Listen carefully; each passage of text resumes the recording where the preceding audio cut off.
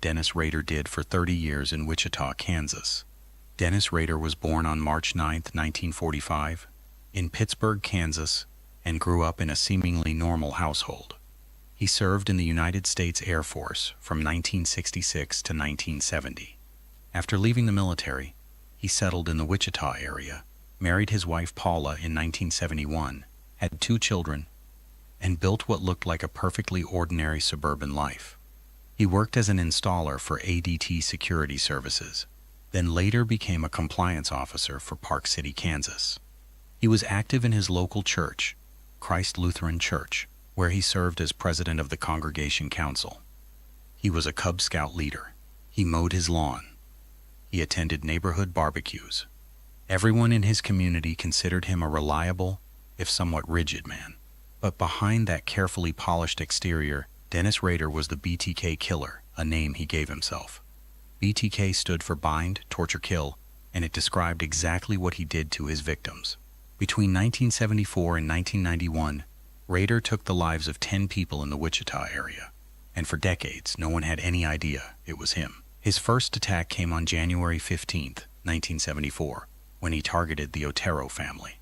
Joseph Otero, Julie Otero, and 2 of their children, Josephine and Joseph Jr., were found deceased in their home. The crime was methodical and deeply disturbing, showing a level of planning that shocked investigators. This was not a crime of passion or a robbery gone wrong. This was something else entirely. Wichita police had never dealt with anything like it, and the community was terrified. Then something unusual happened. In October 1974, a local newspaper received a letter. The writer claimed responsibility for the Otero murders and directed police to a letter hidden in a book at the Wichita Public Library. That letter contained details about the crime that only the killer would know. The writer gave himself the name BTK. He wanted credit. He wanted recognition. And most importantly, he wanted to play a game with law enforcement. This was the beginning of one of the most bizarre cat-and-mouse dynamics in American criminal history. Rader did not just commit crimes and hide. He inserted himself into the investigation. He communicated with police and the media through letters and packages. He taunted them with puzzles, poems, and coded messages. He would go quiet for years at a time, then resurface with another communication, reminding Wichita that he was still out there. Over the following years, Rader continued to strike. Catherine Bright was attacked in April 1974, and she tragically lost her life. Her brother Kevin was also attacked but survived, becoming one of the few people to encounter BTK and live. Shirley Vian was killed in March 1977. Nancy Fox was killed in December of that same year. After the Fox murder, Rader actually called police himself to report it, directing them to the victim's address. He wanted to make sure they found her quickly. He wanted the attention. Then Rader went quiet for a long stretch. Maureen Hedge was killed in 1985, Vicky Wagurley in 1986, and Dolores Davis in 1991. After that last murder, BTK seemed to vanish. The letters stopped. The killings stopped. For over a decade, there was nothing.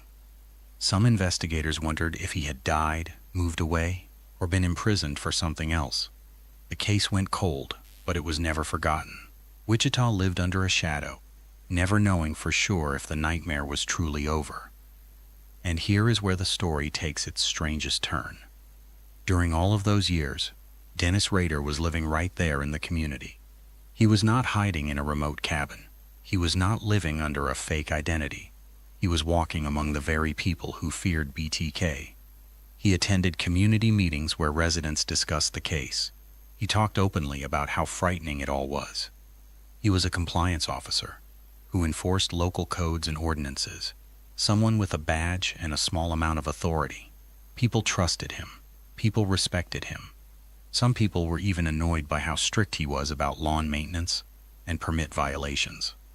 But nobody, not even for a second, suspected he was BTK. Rader later admitted that he enjoyed this dual existence. The thrill of being right there in the middle of it all, knowing what no one else knew, was part of what drove him. He sat in church pews on Sunday mornings, shook hands with his pastor, and went home carrying a secret that would horrify every person he knew. Then in 2004, Rader did something that ultimately ended his freedom. He started communicating again. After 13 years of silence, he began sending letters, packages, and puzzles to the police and local media. Investigators were stunned. BTK was back. The community was gripped with fear once more. But this time, law enforcement had something they did not have in the 1970s. They had modern forensic technology, and they had a renewed determination to catch this man. Rader sent 11 communications between March 2004 and February 2005. He mailed packages to local television stations. He left items in public places for police to find. He dropped cereal boxes containing notes in a Home Depot parking lot. He sent word puzzles, dolls bound with tape to represent his victims, and photocopied pages from his own personal journals. He was escalating his communication, getting bolder and getting careless. One of the most important moments in the investigation came when Rader asked police a question through one of his communications. He wanted to know if they could trace a floppy disk back to him. He actually asked the police if it was safe to communicate using a computer disk. The police, in a move that has become legendary in criminal investigation history, placed a classified ad in the Wichita Eagle newspaper that essentially told him yes, it was safe. They lied. Rader trusted them. In February 2005, a floppy disk was left at a local television station. Investigators examined the disk using forensic software and found metadata embedded in a deleted Microsoft Word document. That metadata contained two key pieces of information. First, the document had been edited by a user named Dennis. Second, the file was linked to Christ Lutheran Church. It took investigators almost no time to connect those dots. A quick search revealed that Dennis Rader was the president of the Congregation Council at Christ Lutheran Church in Wichita. They pulled his vehicle registration records, cross-referenced his movements, and quietly collected a DNA sample. Investigators obtained a medical sample from Rader's daughter, who had been treated at Kansas State University's health center. DNA testing confirmed a familial match to biological evidence collected at the crime scenes years earlier. The science was undeniable. Dennis Rader was BTK. On February 25, 2005, Rader was arrested during a routine traffic stop near his home. He did not resist. When officers told him he was being arrested in connection with the BTK case, he reportedly looked almost relieved. After 3 decades of living a double life, it was finally over. During his confession, Rader was shockingly calm, even clinical. He described each of his 10 murders in detail, as if he were giving a work presentation. He used the word projects to refer to his victims. He drew diagrams. He showed no emotion, no remorse. The detectives interviewing him later said it was one of the most disturbing experiences of their careers. They had expected anger, denial, maybe even tears. Instead, they got a man who seemed almost proud of what he had done. On June 27, 2005, Dennis Rader stood in a Sedgwick County courtroom and pleaded guilty to 10 counts of first-degree murder. Because Kansas did not have the death penalty at the time of his earliest crimes, he could not be sentenced to death. On August 18, 2005, Judge Gregory Waller sentenced him to 10 consecutive life sentences, with a minimum of 175 years before the possibility of parole. In practical terms, Rader will never leave prison. The sentencing hearing was emotional. Family members of his victims spoke directly to him. They told him about the people he had taken from them. The pain in that courtroom was immense, and it served as a powerful reminder that behind every case number and every statistic, there are real people who lost someone they loved. What made the Rader case so important to the study of criminal behavior was not just the crimes themselves, but the way he operated in plain sight. He did not just avoid detection. He actively participated in the world that was hunting him. He went to meetings. He talked to neighbors. He shook hands with police officers. He embedded himself so deeply into normal community life that no one could see what was right in front of them. The case also became a landmark example of how digital forensic evidence can solve even the coldest of cases. Rader's decision to use a floppy disk and his naive trust in the police when they told him it could not be traced was the single mistake that brought down a 30-year mystery. It proved that even the most careful criminals can be undone by their own arrogance. Dennis Rader is currently serving his sentence at the El Dorado Correctional Facility in Kansas.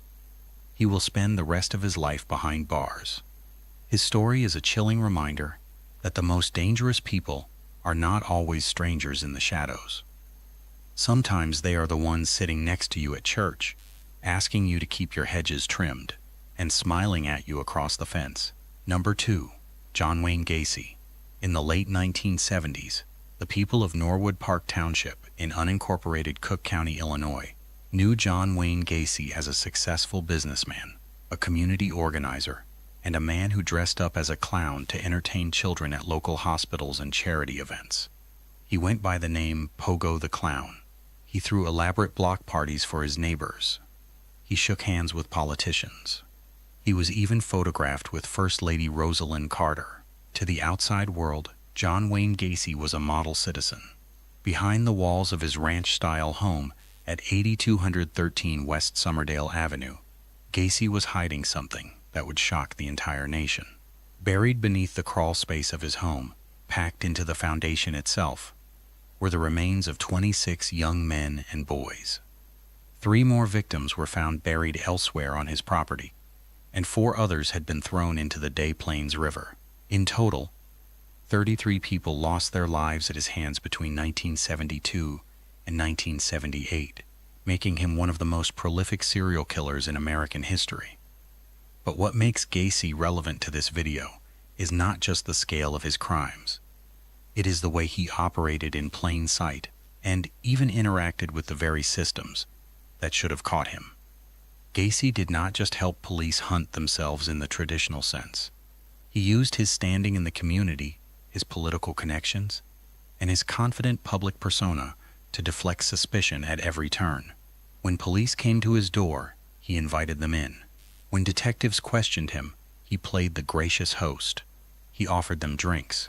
He chatted with them as if nothing in the world could be wrong. And all the while, the evidence of his crimes was literally beneath their feet.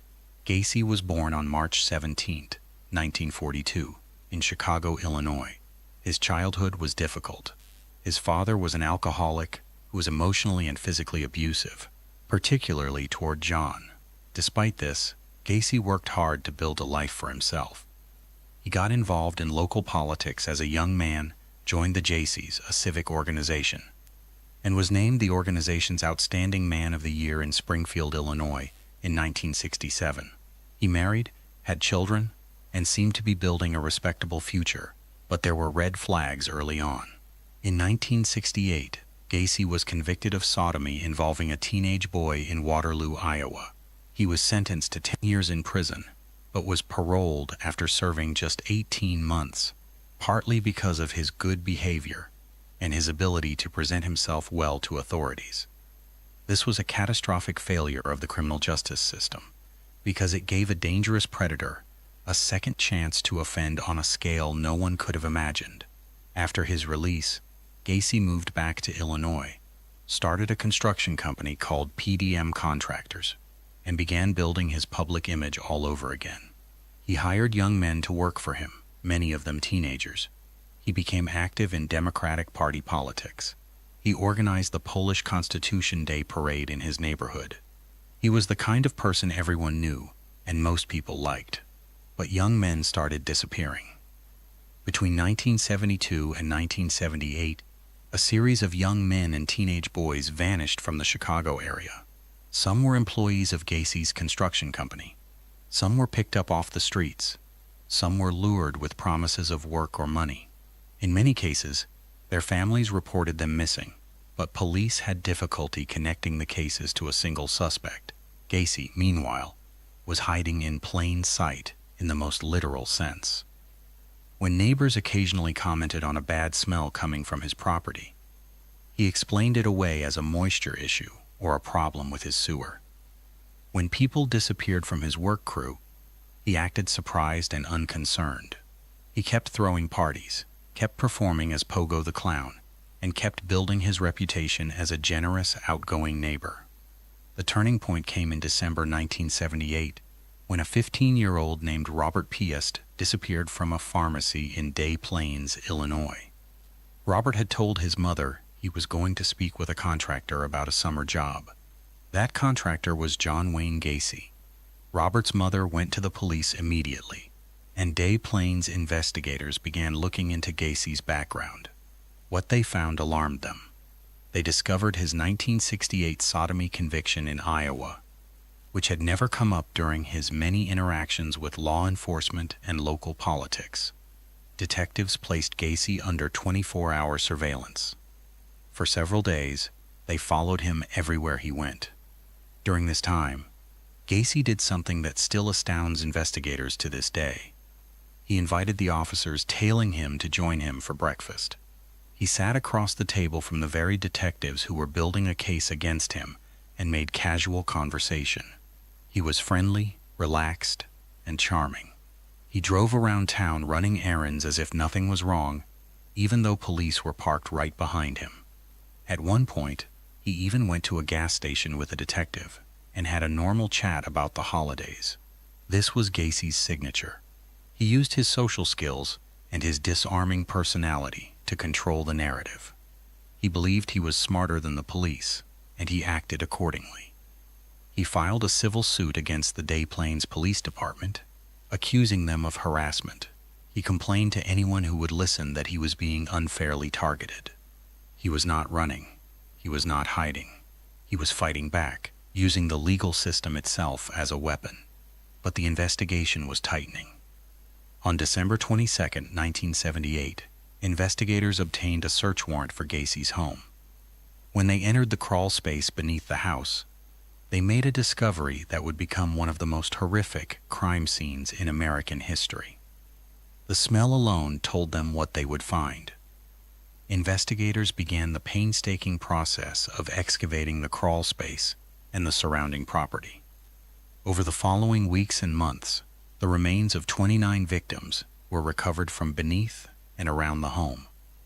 4 additional victims were identified as having been disposed of in the Des Plaines River. Gacy was arrested that same night.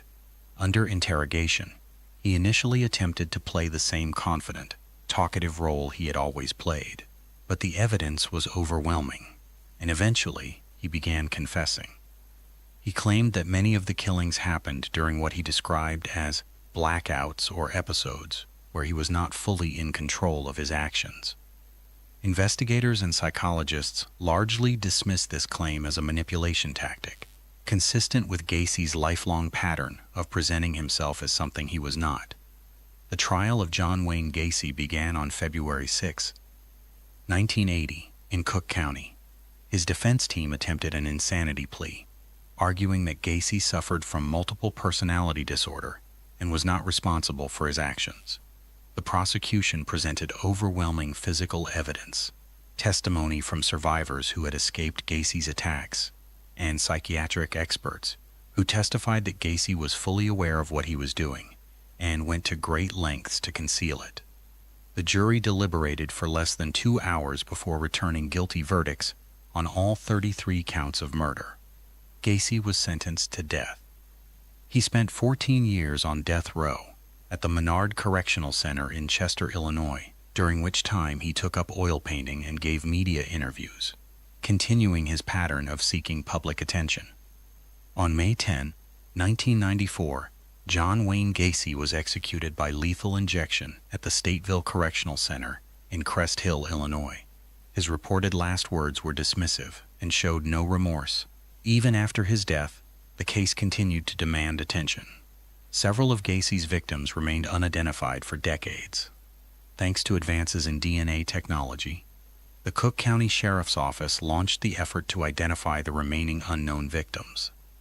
Over the years, several previously unidentified victims were finally given their names back, including William Bundy, identified in 2011, and Francis Wayne Alexander, identified in 2021 using genetic genealogy.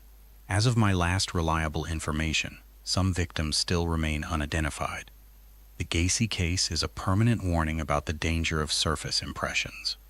This was a man who posed for photographs with politicians, who entertained children as a clown, and who filed lawsuits against the police while they were investigating him for mass murder.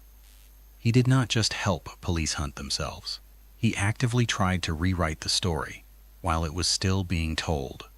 The fact that he very nearly succeeded for so long is a lesson that still resonates with law enforcement to this day. Number 3. Ted Bundy. Ted Bundy is one of the most well-known criminal names in American history, and for good reason. Between 1974 and 1978, he was responsible for the deaths of at least 30 young women across multiple states, though the true number may be higher. But what makes Bundy's case so disturbing is not just what he did. It is how long he was able to keep doing it, in part because of his ability to charm, manipulate, and even assist in the very efforts that should have caught him. Theodore Robert Bundy was born on November 24, 1946, in Burlington, Vermont. He grew up in a complicated family situation. For years, he was led to believe that his grandparents were his parents, and that his mother was his sister. When he eventually learned the truth, it reportedly had a profound effect on him. Despite this difficult start, Bundy was intelligent, articulate, and by all outward appearances, a promising young man. He studied psychology at the University of Washington. He worked at a crisis hotline center. He was involved in Republican politics in Washington state and even worked on a gubernatorial campaign. That last detail is worth pausing on. Ted Bundy, while actively committing some of the worst crimes imaginable, was also working in political campaigns, volunteering at a suicide prevention hotline, and attending law school at the University of Puget Sound. He was not a loner hiding in the margins of society. He was an active, visible member of his community. He dated women openly. He had friends. He attended social functions. People who knew him described him as charming, confident, and even kind. The string of disappearances began in the Pacific Northwest in 1974. Young women, often college students, began vanishing from campuses and public areas in Washington and Oregon. In several cases, witnesses reported seeing a young man with his arm in a sling or wearing a fake cast, asking women for help carrying books or loading items into his Volkswagen Beetle. Bundy used the appearance of vulnerability to lure his victims into a position where they could not escape. What many people do not realize is that during this period, someone who knew Bundy actually reported him to police as a potential suspect. His girlfriend at the time, Elizabeth Klupfer, noticed unsettling things about his behavior and called the King County Police and the Seattle Police. She gave them his name, described his car, and expressed her concerns. His name was added to a list of potential suspects. But because Bundy presented so well, because he was educated, clean-cut, and involved in his community, investigators did not prioritize him. He looked nothing like what they expected a serial predator to look like. This is one of the most tragic aspects of the case. The system had his name. They had information from someone close to him, and yet he slipped through because of assumptions about what a dangerous person should look like. That bias cost lives. Bundy eventually moved to Utah to attend law school at the University of Utah. The disappearances in Washington slowed, but similar cases began appearing in Utah, Colorado, and eventually Florida. In August 1975, Bundy was pulled over by a Utah Highway Patrol officer named Bob Hayward for driving suspiciously in a residential neighborhood late at night. When Hayward searched Bundy's car, he found a ski mask, handcuffs, an ice pick, rope, and other items. Bundy was arrested and eventually connected to the kidnapping of Carol Duranch, a young woman who had managed to escape from him in Murray, Utah, in November 1974. Bundy was convicted of aggravated kidnapping in 1976 and sentenced to 1 to 15 years in the Utah State Prison. But investigators in Colorado were building a case against him for the murder of Karine Campbell, a nurse who had vanished from a ski lodge in Snowmass Village in January 1975. Bundy was transferred to Aspen, Colorado, to face those charges. And here is where Bundy's audacity reached a remarkable level. On June 7, 1977, during a pretrial hearing at the Pitkin County Courthouse in Aspen, Bundy was granted permission to visit the courthouse law library to prepare for his case. He was acting as his own attorney, a role he relished because it gave him attention and control. While in the library, Bundy jumped from a second-floor window and escaped into the mountains surrounding Aspen. He was on the run for 6 days before being recaptured. He was not done. On December 30, 1977, Bundy escaped again, this time from the Garfield County Jail in Glenwood Springs, Colorado. He had spent months sawing through the ceiling of his cell with a hacksaw blade, losing enough weight to squeeze through a small opening into the crawl space above. From there, he made his way into a jailer's apartment, changed clothes, and walked out the front door. By the time anyone noticed he was gone, Bundy had a 17-hour head start. He made his way to Tallahassee, Florida, where he would commit his final and most devastating attacks. On January 15, 1978, Bundy broke into the Chi Omega sorority house at Florida State University. In a matter of minutes, he attacked 4 women, 2 of whom, Lisa Levy and Margaret Bowman, did not survive. 2 others were severely injured. Less than an hour later, he attacked another young woman in a nearby apartment. 3 weeks later, on February 9, 1978, 12-year-old Kimberly Leach was taken from her junior high school in Lake City, Florida. Her body was found weeks later. Bundy was finally arrested on February 15, 1978, in Pensacola, Florida, during a traffic stop. Officer David Lee of the Pensacola Police Department pulled over a stolen Volkswagen and found Bundy behind the wheel. After a brief struggle, Bundy was taken into custody.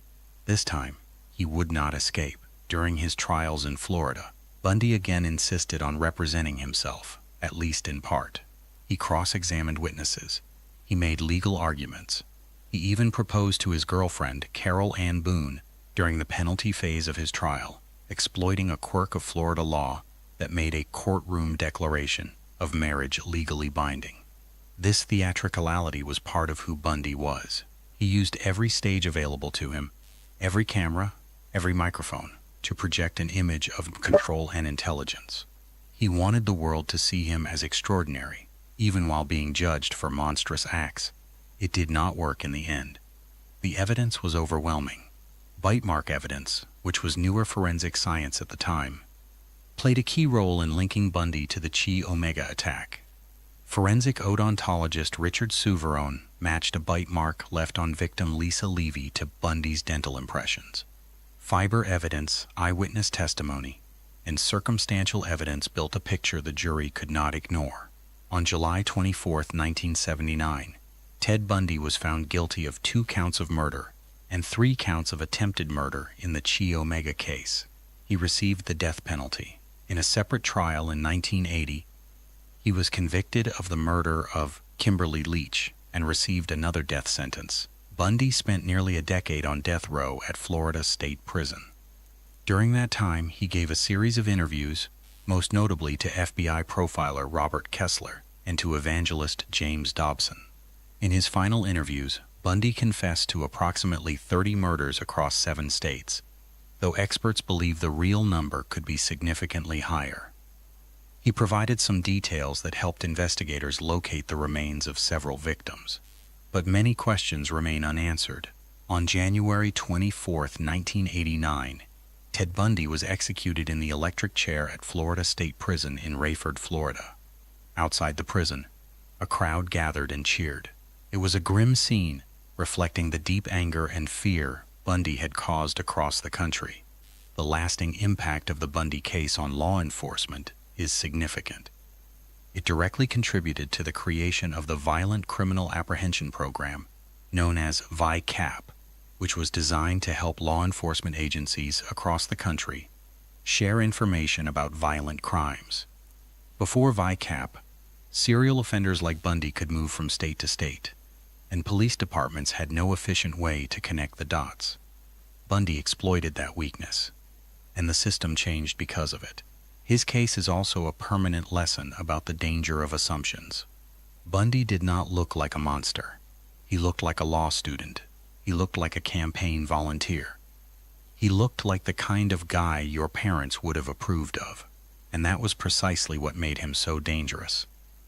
The idea that dangerous people always look dangerous is one of the most harmful myths in criminal justice, and Ted Bundy is the living proof of why that myth costs lives. Number 4. Ian Huntley. On August 4, 2002, 10-year-old Holly Wells and 10-year-old Jessica Chapman left a family barbecue in Soham, a small town in Cambridgeshire, England. They were wearing matching Manchester United football shirts. They walked to a nearby convenience store to buy some sweets, and after that, they were never seen alive again. The disappearance of Holly and Jessica became one of the biggest news stories in British history. The entire country watched and waited for news. Police launched a massive search operation.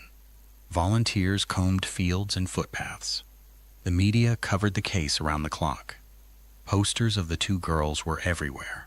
And right in the middle of it all, giving interviews to television cameras, expressing concern for the missing children, and offering his help to the investigation, was Ian Huntley.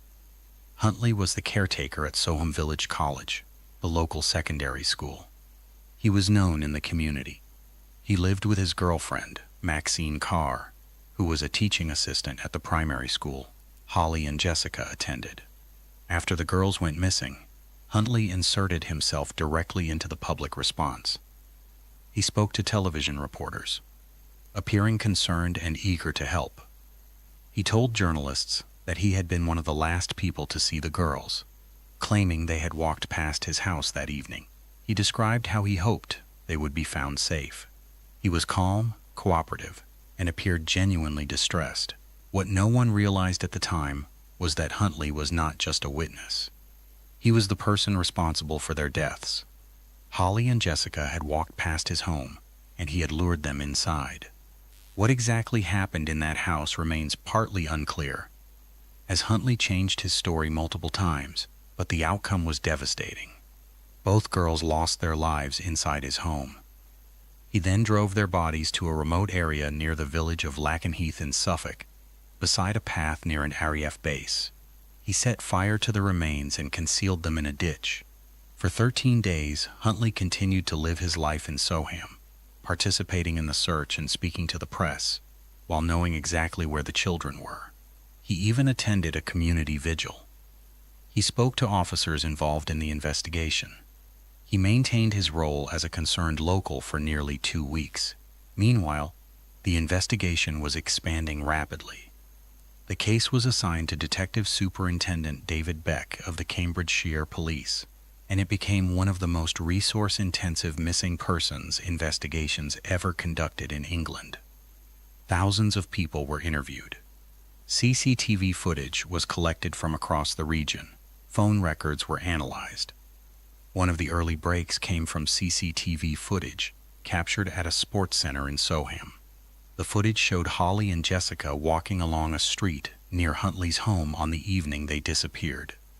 This helped investigators narrow down the timeline and the area where the girls were last seen. It also put the focus squarely on the area around Huntley's residence. As detectives began looking more closely at Huntley, they discovered something alarming. He had a history that should have prevented him from ever working near children. Before moving to Soham, Huntley had been the subject of multiple allegations involving underage girls and young women in the Humberside area. Humberside police had received complaints about him on several occasions. However, due to a series of failures in record-keeping and communication between police forces, these allegations were not properly flagged.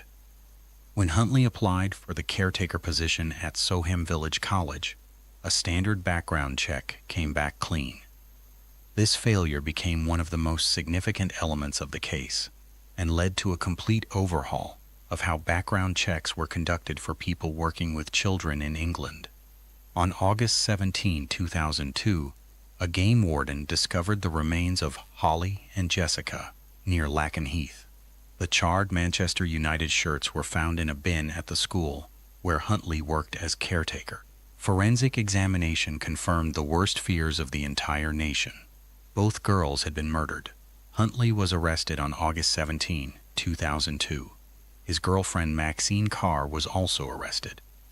Carr had provided a false alibi for Huntley, telling police that she had been at home with him on the night of August 4, when in fact she had been in Grimsby visiting family.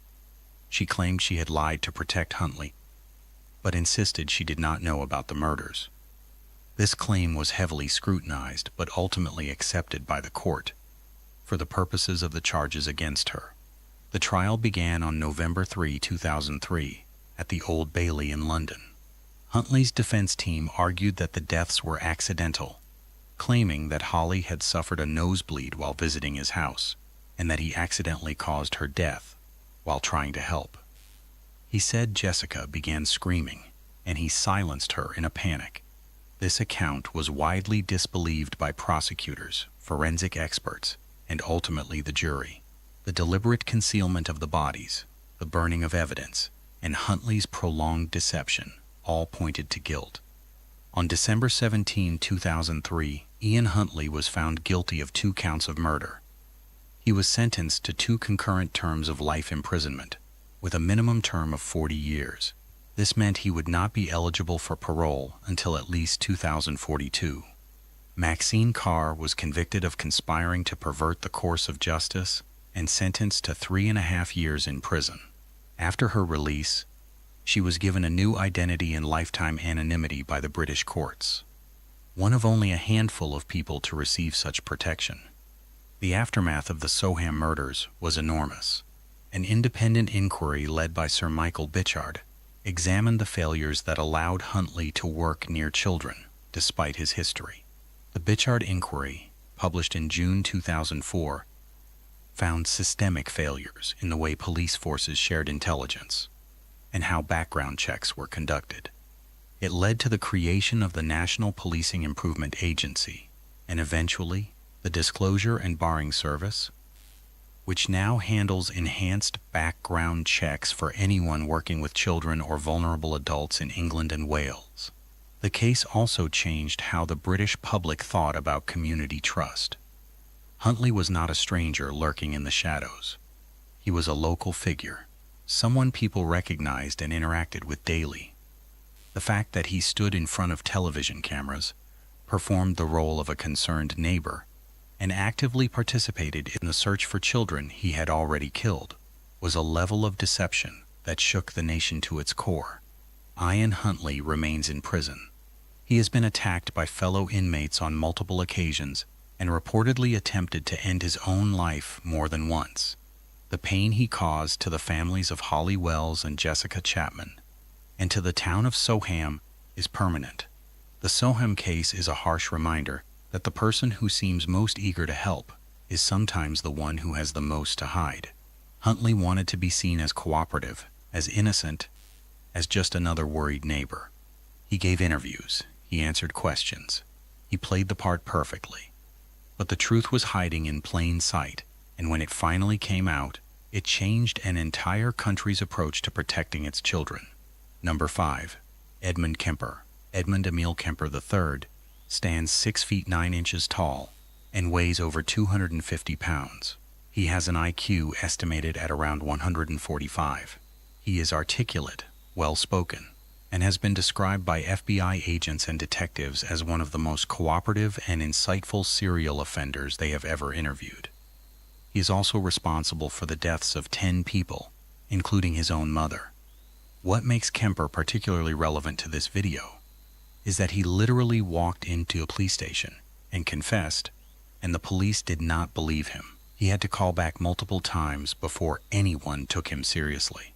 And before that, he had spent months socializing with the very officers who were investigating the series of disappearances he was causing. Kemper was born on December 18, 1948, in Burbank, California. His childhood was deeply troubled. His parents had a volatile relationship, and his mother, Clarnell Kemper, was by many accounts emotionally abusive and psychologically cruel. She belittled Edmund constantly, told him he was worthless, and at one point forced him to sleep in a locked basement because she feared he would harm his sisters.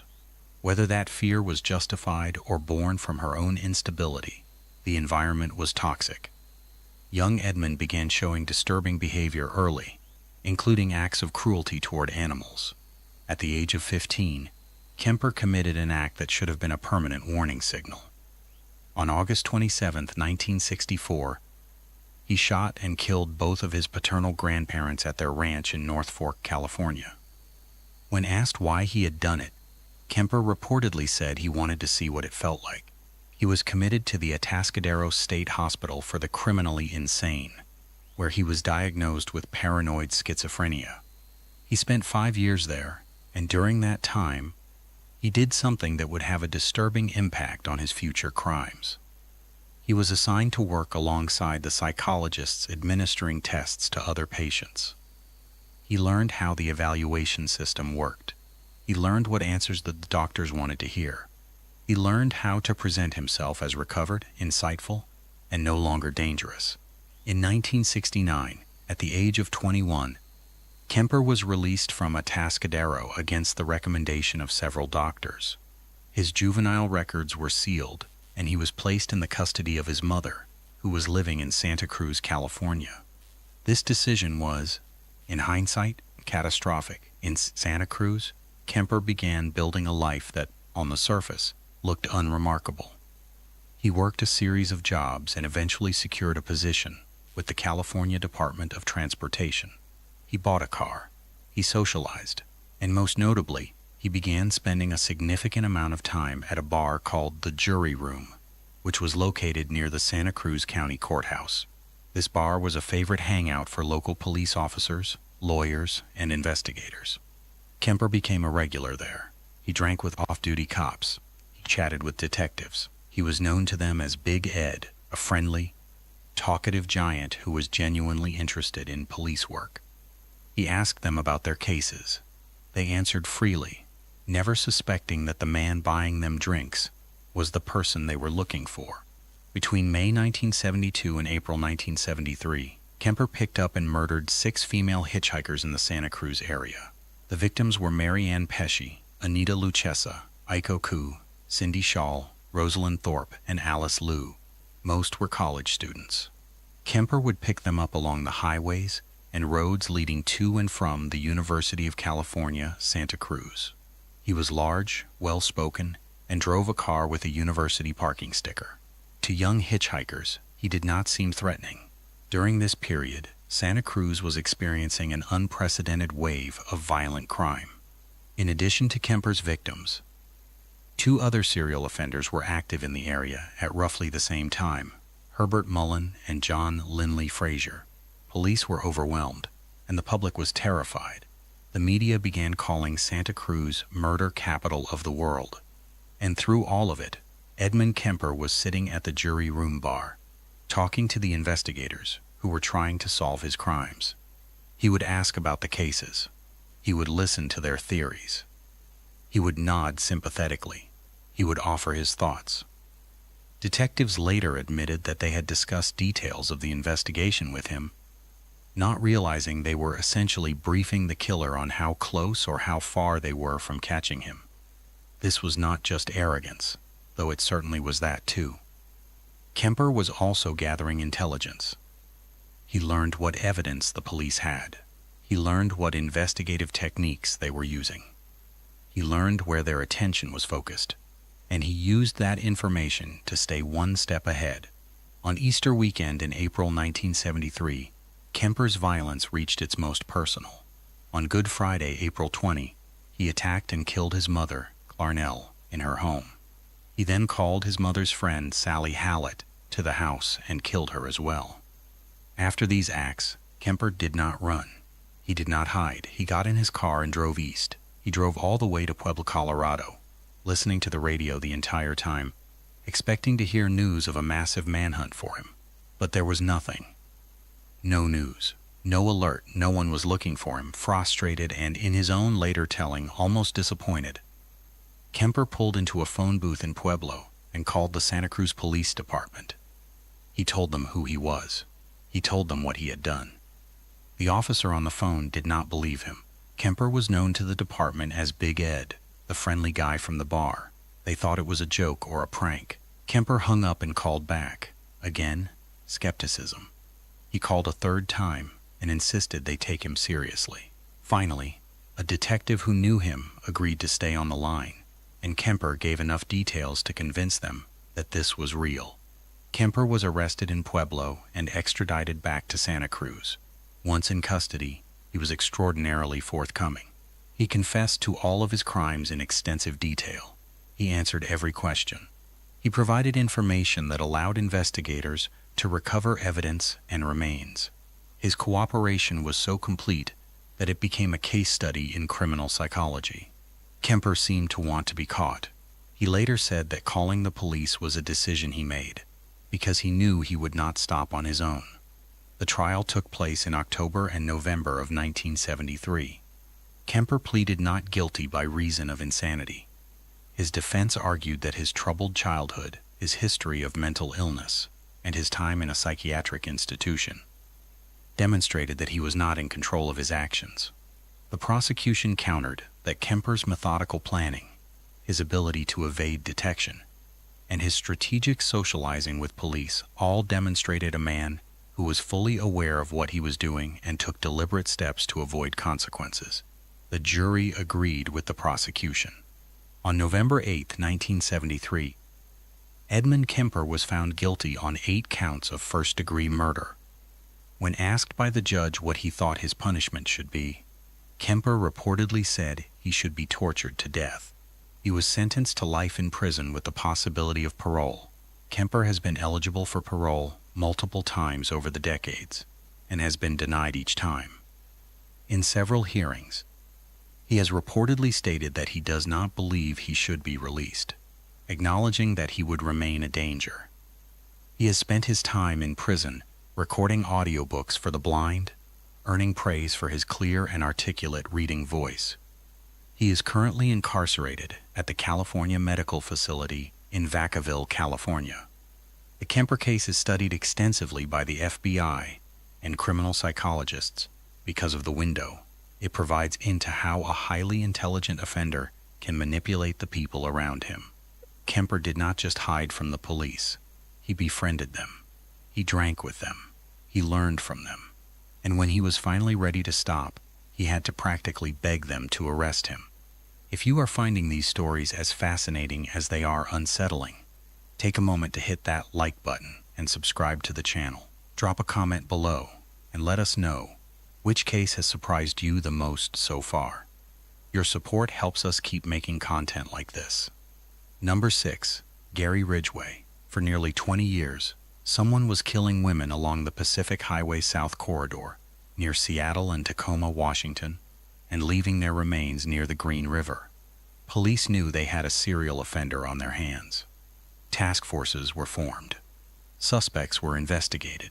The media reported on every development, and during all of that time, Gary Leon Ridgway, the man who would eventually confess to more murders than almost any other person in American history, passed a polygraph test administered by the very task force hunting for him. Ridgway was born on February 18, 1949, in Salt Lake City, Utah, and raised in the SeaTac area of Washington state. He was by most accounts an unremarkable man. He was not particularly intelligent, not particularly charming, and not particularly memorable. He worked as a truck painter at the Kenworth Truck Company for over 30 years. He was married 3 times. He attended church regularly. He read the Bible. Neighbors and co-workers described him as quiet, a little odd, but mostly harmless. The Green River killings, as they came to be known, began in the summer of 1982. On July 15, 1982, the body of Wendy Lee Offield, a 16-year-old, was found in the Green River near Kent, Washington. Over the following months, more bodies were discovered in and around the river. By the end of 1982, 5 women had been found in the Green River alone. The King County Sheriff's Office formed the Green River Task Force, one of the largest serial murder investigations in American history at that time. The victims shared certain characteristics. Many were young women involved in sex work, or who lived on the margins of society. They were vulnerable. They were often not reported missing right away, and when they were, the cases did not always receive the same level of attention that other missing persons cases did. Ridgway later admitted that he targeted these women specifically because he knew they were less likely to be missed. This is an important and deeply troubling aspect of the case. The Green River killings exposed a systemic problem in how certain victims are treated by both the media and law enforcement. When the victims are young, white, and from affluent families, cases tend to get intense attention. When the victims are women of color, women living in poverty, or women involved in sex work, the response is often slower and quieter. The Green River case forced a painful conversation about who society considers worthy of protection. And that conversation continues to this day. Throughout the 1980s, the task force investigated thousands of leads and interviewed hundreds of suspects. Gary Ridgway's name first appeared on their radar in 1983, when a woman told police that Ridgway had been violent with her. He was questioned and released. In 1984, he was brought in again after being spotted frequently in areas where victims had last been seen. He agreed to take a polygraph test, and he passed it. This was a significant moment. The polygraph result effectively moved Ridgway down the list of suspects, allowing him to continue killing for years. In 1987, investigators collected a saliva sample from Ridgway as part of the investigation. DNA testing was still in its infancy at the time, and the technology was not yet advanced enough to make a definitive match. The sample was preserved, but for the time being, the investigation had stalled. Meanwhile, bodies continued to appear. The task force expanded and then, due to budget constraints, shrank. Investigators came and went. Careers were built and broken by this case. Detective Tom Jensen and Detective Jim Doyon became two of the most persistent voices on the task force, continuing to push for progress, even when the case seemed hopeless. Ridgway, during all of this, went about his life. He went to work. He attended church. He married his third wife, Judith, in 1988, and by all accounts was a reasonably attentive husband and stepfather. He mowed the lawn. He watched television. He lived in a modest house in the Auburn area. No one around him had any idea that he was responsible for the deaths of dozens of women. In fact, Ridgway later revealed that he deliberately cultivated an image of normalcy. He went to church specifically to create the impression of being a moral, God-fearing man. He maintained regular habits and routines. He was, in his own disturbing way, constructing an alibi made of ordinary life. The breakthrough finally came in 2001. Advances in DNA technology had made it possible to retest old evidence with much greater precision. The saliva sample collected from Ridgway in 1987 was submitted for modern DNA analysis and compared against biological evidence found on several of the earliest victims. The results were conclusive. Gary Leon Ridgway was the Green River Killer. On November 30th, 2001, Ridgway was arrested outside the Kenworth truck plant where he had worked for decades. His co-workers were stunned. His wife was devastated. His neighbors could not believe it. The quiet, church-going truck painter was responsible for one of the longest and deadliest serial murder campaigns in American history. Following his arrest, Ridgway entered into plea negotiations with the King County Prosecutor's Office. The deal was controversial but ultimately practical. In exchange for pleading guilty and providing information about the location of still missing victims, Ridgway would be spared the death penalty. Prosecutors agreed because, for many of the families, knowing where their loved ones were buried was more important than the manner of Ridgway's punishment. On November 5, 2003, Gary Ridgway stood in a King County courtroom and pleaded guilty to 48 counts of murder. He later confessed to additional killings, bringing his acknowledged total to at least 49. This made him one of the most prolific convicted serial killers in United States history. During his allocution, he read a statement in which he expressed what he described as remorse. Many in the courtroom were skeptical. Family members of victims confronted him directly, and several of those statements became some of the most powerful moments of courtroom testimony ever recorded in an American murder case. He was sentenced to 48 consecutive life sentences, without the possibility of parole. An additional life sentence was added in 2011 after the remains of another victim were identified. Ridgway is currently serving his sentence at the Washington State Penitentiary in Walla Walla. The Green River case transformed how serial murder investigations are conducted. It demonstrated the limits of polygraph testing, the critical importance of preserving biological evidence for future testing, and the danger of allowing investigative bias to narrow the suspect pool too early. It also sparked a lasting conversation about victim hierarchies and the way society values certain lives over others. Gary Ridgway passed a lie detector test. He lived an ordinary life. He went to church and shook hands with his neighbors every Sunday. And for 20 years, he was the most dangerous person in the Pacific Northwest. His case is a reminder that evil does not always announce itself. Sometimes it shows up in a pickup truck, wearing a work uniform, with a Bible on the dashboard. Number 7. Russell Williams. Colonel David Russell Williams was one of the most decorated and trusted officers in the Canadian Armed Forces. He was the commanding officer of Canadian Forces Base Trenton, the busiest military airfield in Canada. He piloted VIP flights, carrying the Prime Minister of Canada, the Queen of England, and other heads of state. He was admired by his colleagues, respected by his community, and trusted with some of the most sensitive responsibilities in the Canadian military. He was also a burglar, a predator, and a murderer who kept meticulous records of his crimes, and who for a time participated in the very fabric of community life that his actions were destroying. Williams was born on March 7, 1963, in Bromsgrove, Worcestershire, England. His family moved to Canada when he was young, and he grew up in a series of small communities in Ontario.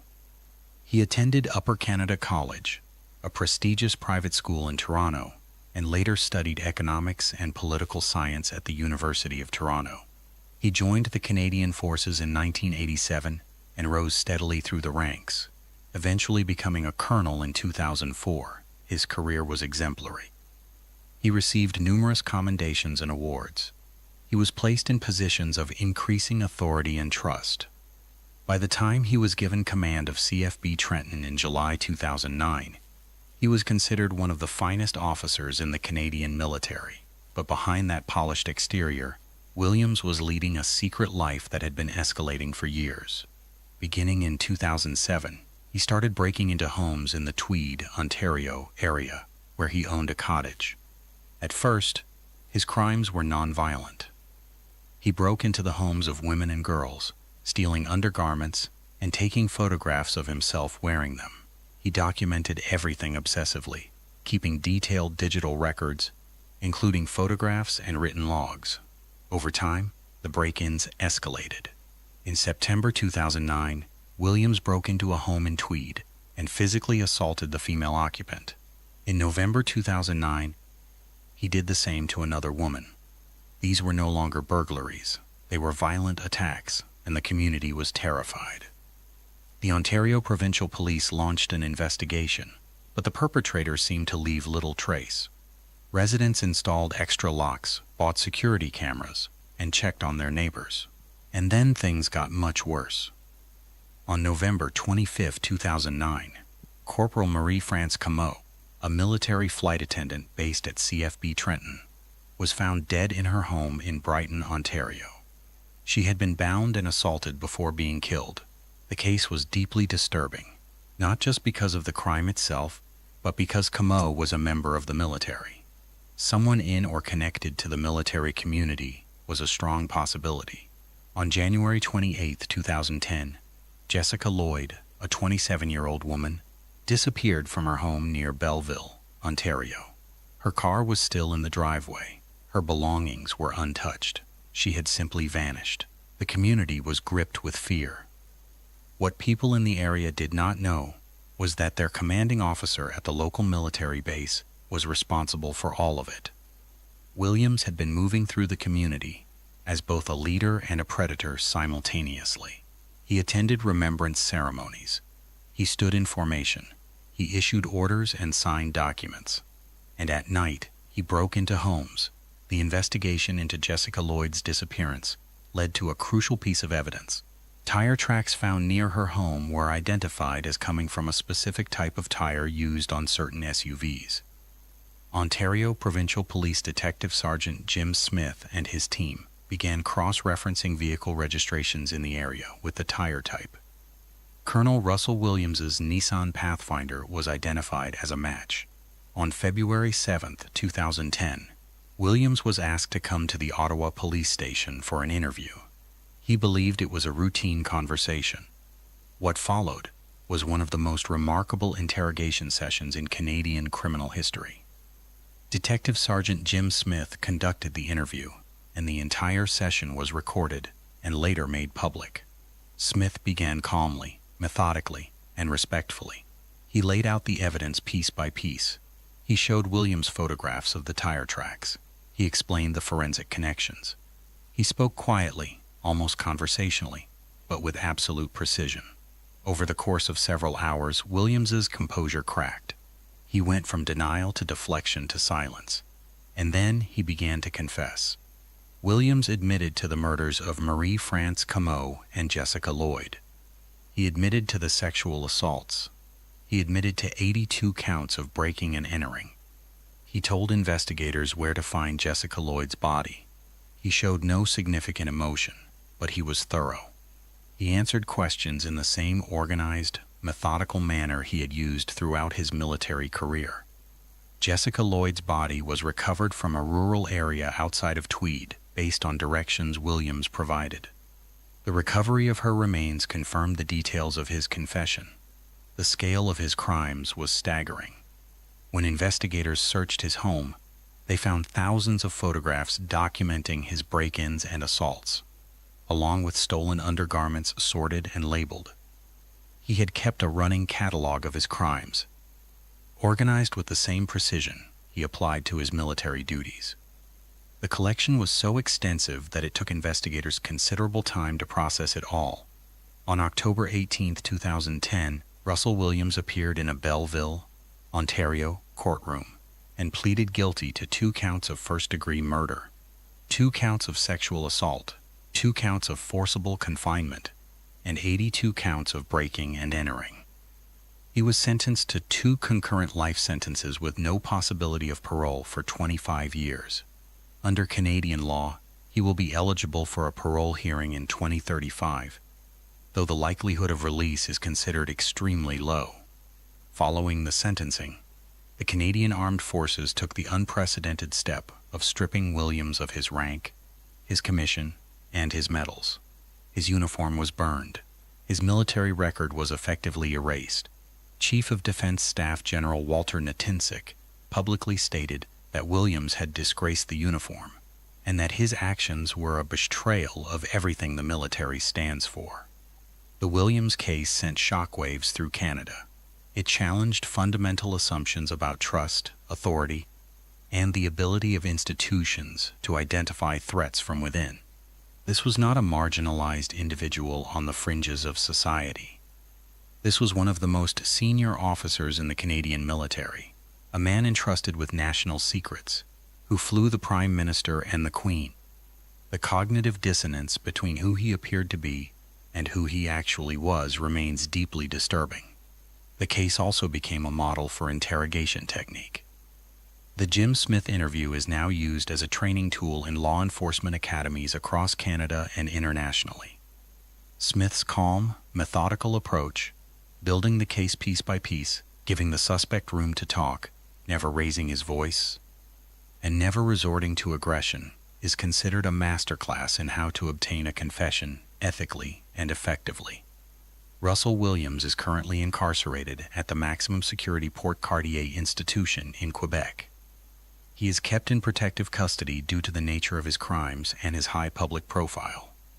The communities of Tweed, Brighton, and Belleville continue to live with the memory of what happened. The families of Marie-France Comeau and Jessica Lloyd have shown extraordinary courage in speaking publicly about their losses and advocating for victims. The Williams case is a stark example of how authority itself can become a disguise. He did not just blend into the community. He led it. He was the person in charge, and that position of power made it almost unthinkable that he could be responsible for the horrors unfolding around him.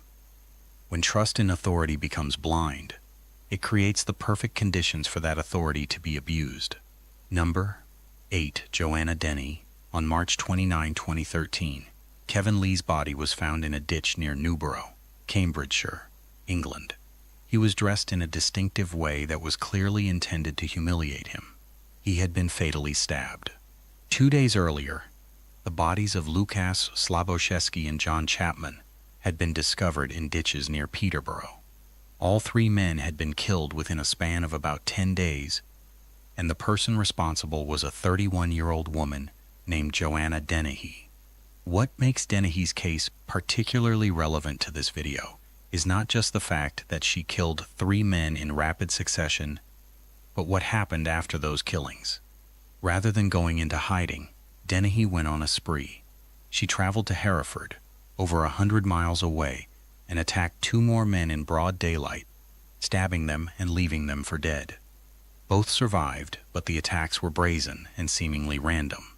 And during the period between the murders and her eventual capture, Dennehy was out in the open, socializing, drinking in pubs, and moving through public spaces as if nothing had happened. Joanna Christine Dennehy was born on August 29, 1982, in St. Albans, Hertfordshire, England. Her childhood was described by her family as difficult. She ran away from home at a young age and became involved in petty crime and substance abuse. She had 2 daughters but was largely absent from their lives. By the time she reached her late 20s, she was living a transient existence, moving between various accommodations in the Peterborough area. In early 2013, Dennehy was living in a bedsit in Peterborough and had become associated with a group of men who would become either her victims or her accomplices.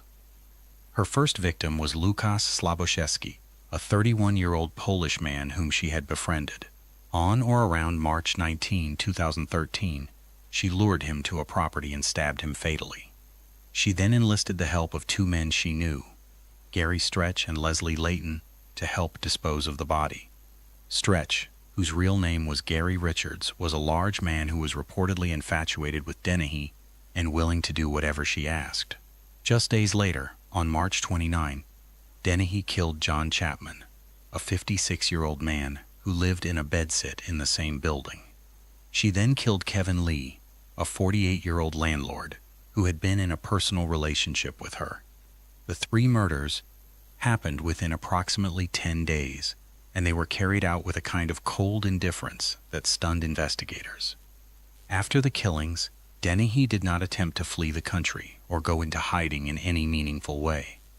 Instead, she and Stretch drove to Hereford, apparently at random. On April 2013, while walking along a road in Hereford, Dennehy approached Robin Bereza, a 63-year-old man who was walking his dog. Without warning, she stabbed him repeatedly. She then walked a short distance and attacked John Rogers, a 56-year-old man who was out for a stroll. Both men were seriously injured but survived. The brazenness of these attacks shocked the community. Dennehy had no connection to Hereford and no apparent reason for choosing it. She appeared to be killing and attacking people simply because she wanted to. The investigation moved rapidly. Police identified Dennehy as the suspect through forensic evidence at the Peterborough crime scenes and witness statements. Her association with Stretch and Layton was uncovered, and a nationwide alert was issued. On April 2, 2013, the same day as the Hereford attacks, Dennehy and Stretch were stopped by police in a green Vauxhall Astra on the M1 motorway. Dennehy was arrested without significant resistance. During the investigation, a disturbing picture emerged. Dennehy showed no remorse whatsoever. She was described by those who encountered her in custody as cheerful, almost giddy. She smiled in her mugshot. She made jokes. She expressed no regret for what she had done. In fact, she seemed proud. Forensic psychiatrists who evaluated Dennehy diagnosed her with antisocial personality disorder and psychopathy. She was assessed as having one of the highest psychopathy scores ever recorded for a female offender. She told a mental health professional that she killed because she wanted to, and that she found it pleasurable. There was no delusional thinking, no psychotic break, no claim of self-defense. She was fully aware of what she was doing and simply did not care. Gary Stretch was found guilty of 3 counts of preventing the lawful burial of a body and 2 counts of attempted murder, as he had driven Dennehy to Hereford and was present during the attacks on Bereza and Rogers. He was sentenced to life imprisonment with a minimum term of 19 years. Leslie Layton was found guilty of perverting the course of justice and preventing lawful burial and was sentenced to 14 years. On November 28, 2013, Joanna Dennehy pleaded guilty at the Old Bailey to 3 counts of murder, 2 counts of attempted murder, and 1 count of preventing the lawful burial of a body. The guilty plea meant there was no trial on the facts, and the case proceeded directly to sentencing. On February 28, 2014, Mr. Justice Spencer sentenced Dennehy to a whole life order, meaning she will never be eligible for release. She became only the 3rd woman in English legal history to receive a whole life tariff, following Myra Hindley and Rosemary West. The judge described her as a cruel, calculating, selfish, and manipulative serial killer. Dennehy is currently incarcerated at HMP Bronzefield, a women's prison in Ashford, Surrey. She has reportedly shown no interest in rehabilitation or remorse. The case of Joanna Dennehy is significant for several reasons. It challenged gender-based assumptions about violent crime. Serial killing is overwhelmingly associated with male offenders, and the rarity of female serial killers sometimes leads to a dangerous complacency. Dennehy's case proved that predatory violence is not limited by gender, and that dismissing the possibility of a female perpetrator can cost lives. It also illustrated how some offenders operate in plain sight, not because they are clever or sophisticated, but because they simply do not care about being caught. Dennehy walked the streets, went to pubs, and attacked strangers in broad daylight. She was not playing a careful game of deception. She was acting on impulse, and the speed of her violence was itself a kind of camouflage, because no one expected it. The families of her victims have spoken publicly about their grief and their frustration with a system that allowed Dennehy to be living unsupervised in the community despite her troubled history. Their voices are an important part of this story because they remind us that behind every case, there are people who will carry this pain for the rest of their lives. Number 9, Robert Durst. Robert Durst was born into one of the wealthiest real estate families in New York City. His father, Seymour Durst, built an empire of commercial property in Manhattan. Robert was the eldest son and expected to one day lead the family business. He attended Lehigh University and later studied at the University of California, Los Angeles. He married Kathleen McCormack in 1973, and they lived a life of wealth and privilege in the New York area. But behind the wealth, something deeply troubling was taking shape. And over the course of more than 3 decades, Robert Durst would be connected to 3 separate cases of violence, each one stranger than the last. And he would remain free for most of his life because of his money, his lawyers, and his ability to manipulate every situation he found himself in. The first case involved his wife, Kathleen. On January 31, 1982, Kathleen Durst disappeared. She was 29 years old and a medical student at the time. Robert told police that he had put her on a train from their home in South Salem, New York, to Manhattan, and that he never saw her again. Kathleen was reported missing, but her body was never found. Police in Westchester County investigated the case, but without a body and with limited forensic tools available at the time, the investigation stalled. Friends and family of Kathleen were deeply suspicious of Robert. They said the marriage had been deteriorating. They said Kathleen was afraid. They said she had told friends that if anything happened to her, they should look at her husband. But Robert Durst was wealthy, well-connected, and had excellent attorneys. The case went cold for nearly 2 decades. The disappearance of Kathleen Durst remained an open question. Then in 2000, a new investigation was opened by Westchester County prosecutors. Jeanine Pirro, the district attorney at the time, pushed to re-examine the case with fresh eyes. The renewed scrutiny made Durst nervous, and that nervousness led to a chain of events that exposed just how far he would go to protect himself. Around this same time, a filmmaker named Andrew Jarecki was making a feature film inspired by the Durst family's story. The film, called All Good Things, starred Ryan Gosling and Kirsten Dunst, and was released in 2010.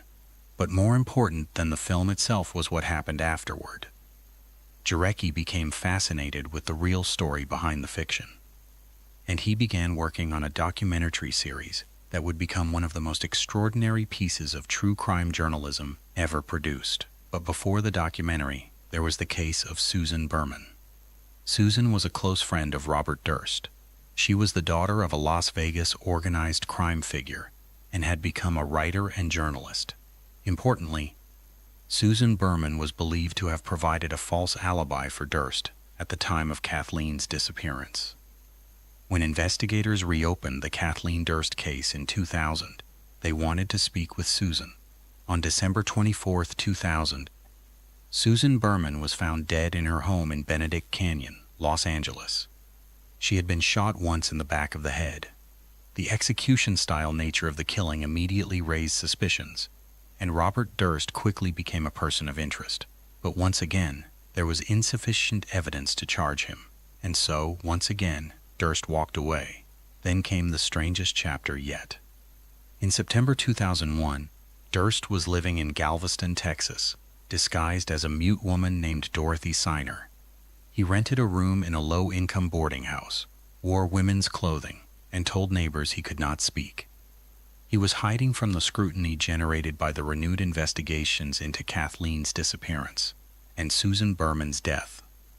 His neighbor in the boarding house was a 71-year-old man named Morris Black. On September 28, 2001, Morris Black was killed. His dismembered remains were found floating in Galveston Bay in garbage bags. The head was never recovered.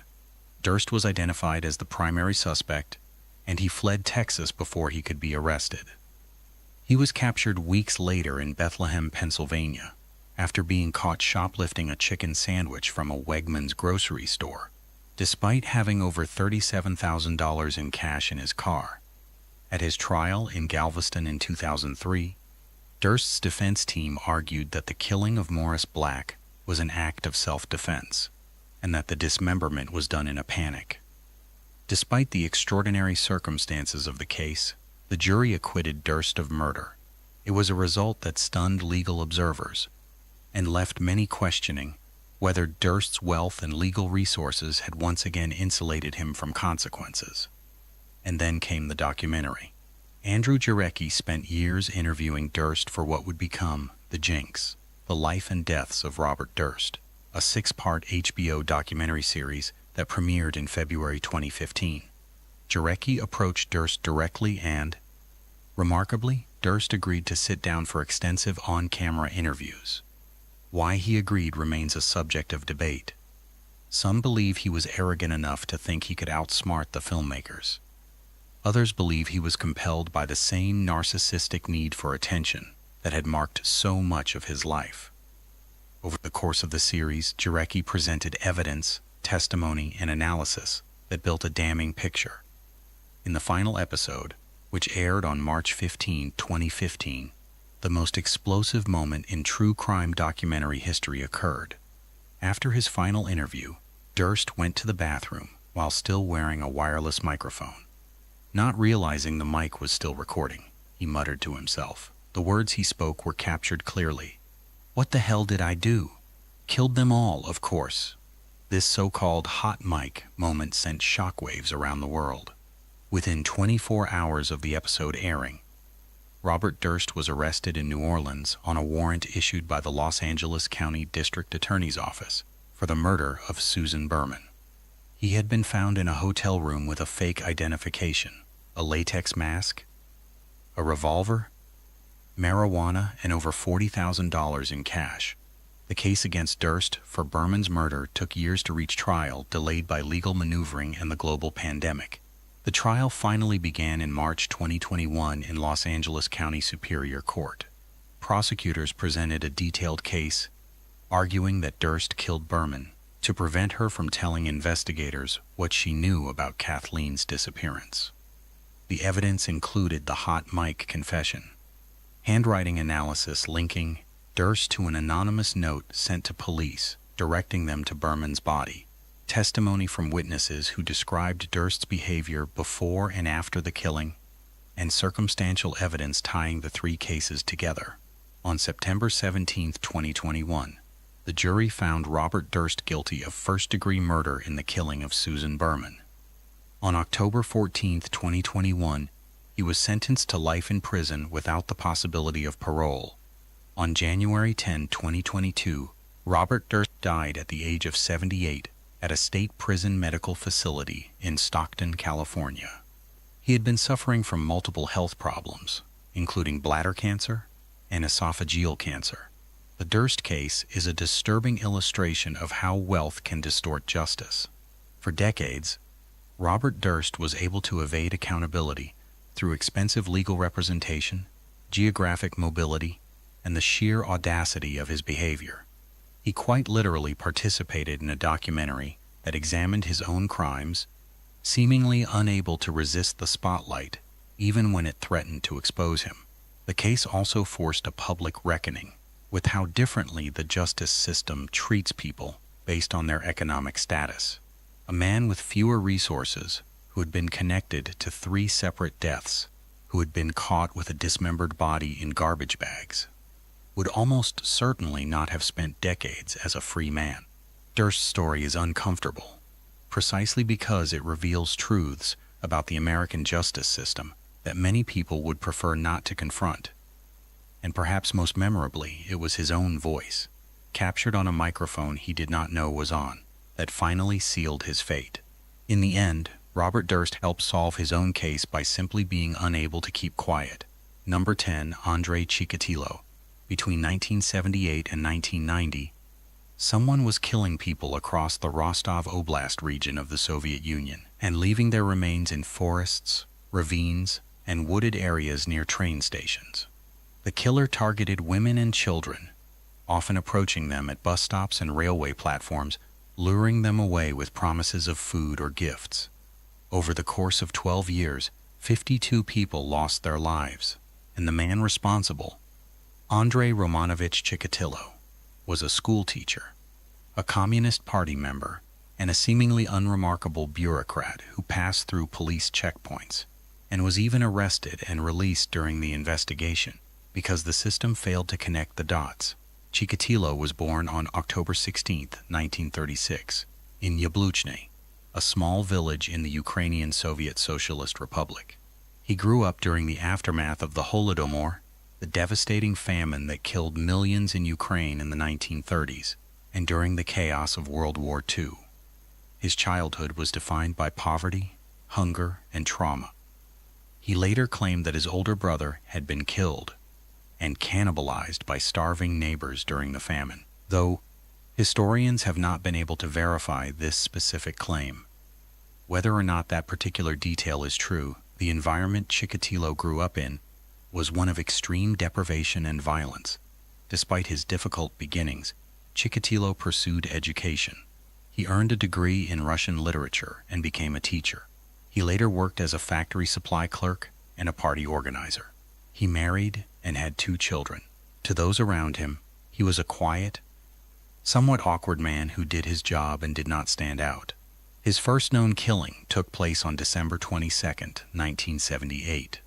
The victim was 9-year-old Yelena Zakotnova, who disappeared while walking home from school in Shakhty, a city in the Rostov Oblast. Chikatilo lured her to a vacant house he had secretly purchased. Her body was found 2 days later in the Grushevka River. A young man named Alexander Kravchenko was arrested, tried, and convicted of the murder. He was executed in 1983. This was a catastrophic miscarriage of justice. Soviet investigators, under political pressure to close the case quickly, focused on Kravchenko, who had a prior criminal record, and ignored evidence that pointed elsewhere. It was only years later, after Chikatilo was finally caught, that it became clear an innocent man had been put to death for a crime he did not commit. Throughout the 1980s, Chikatilo continued to kill.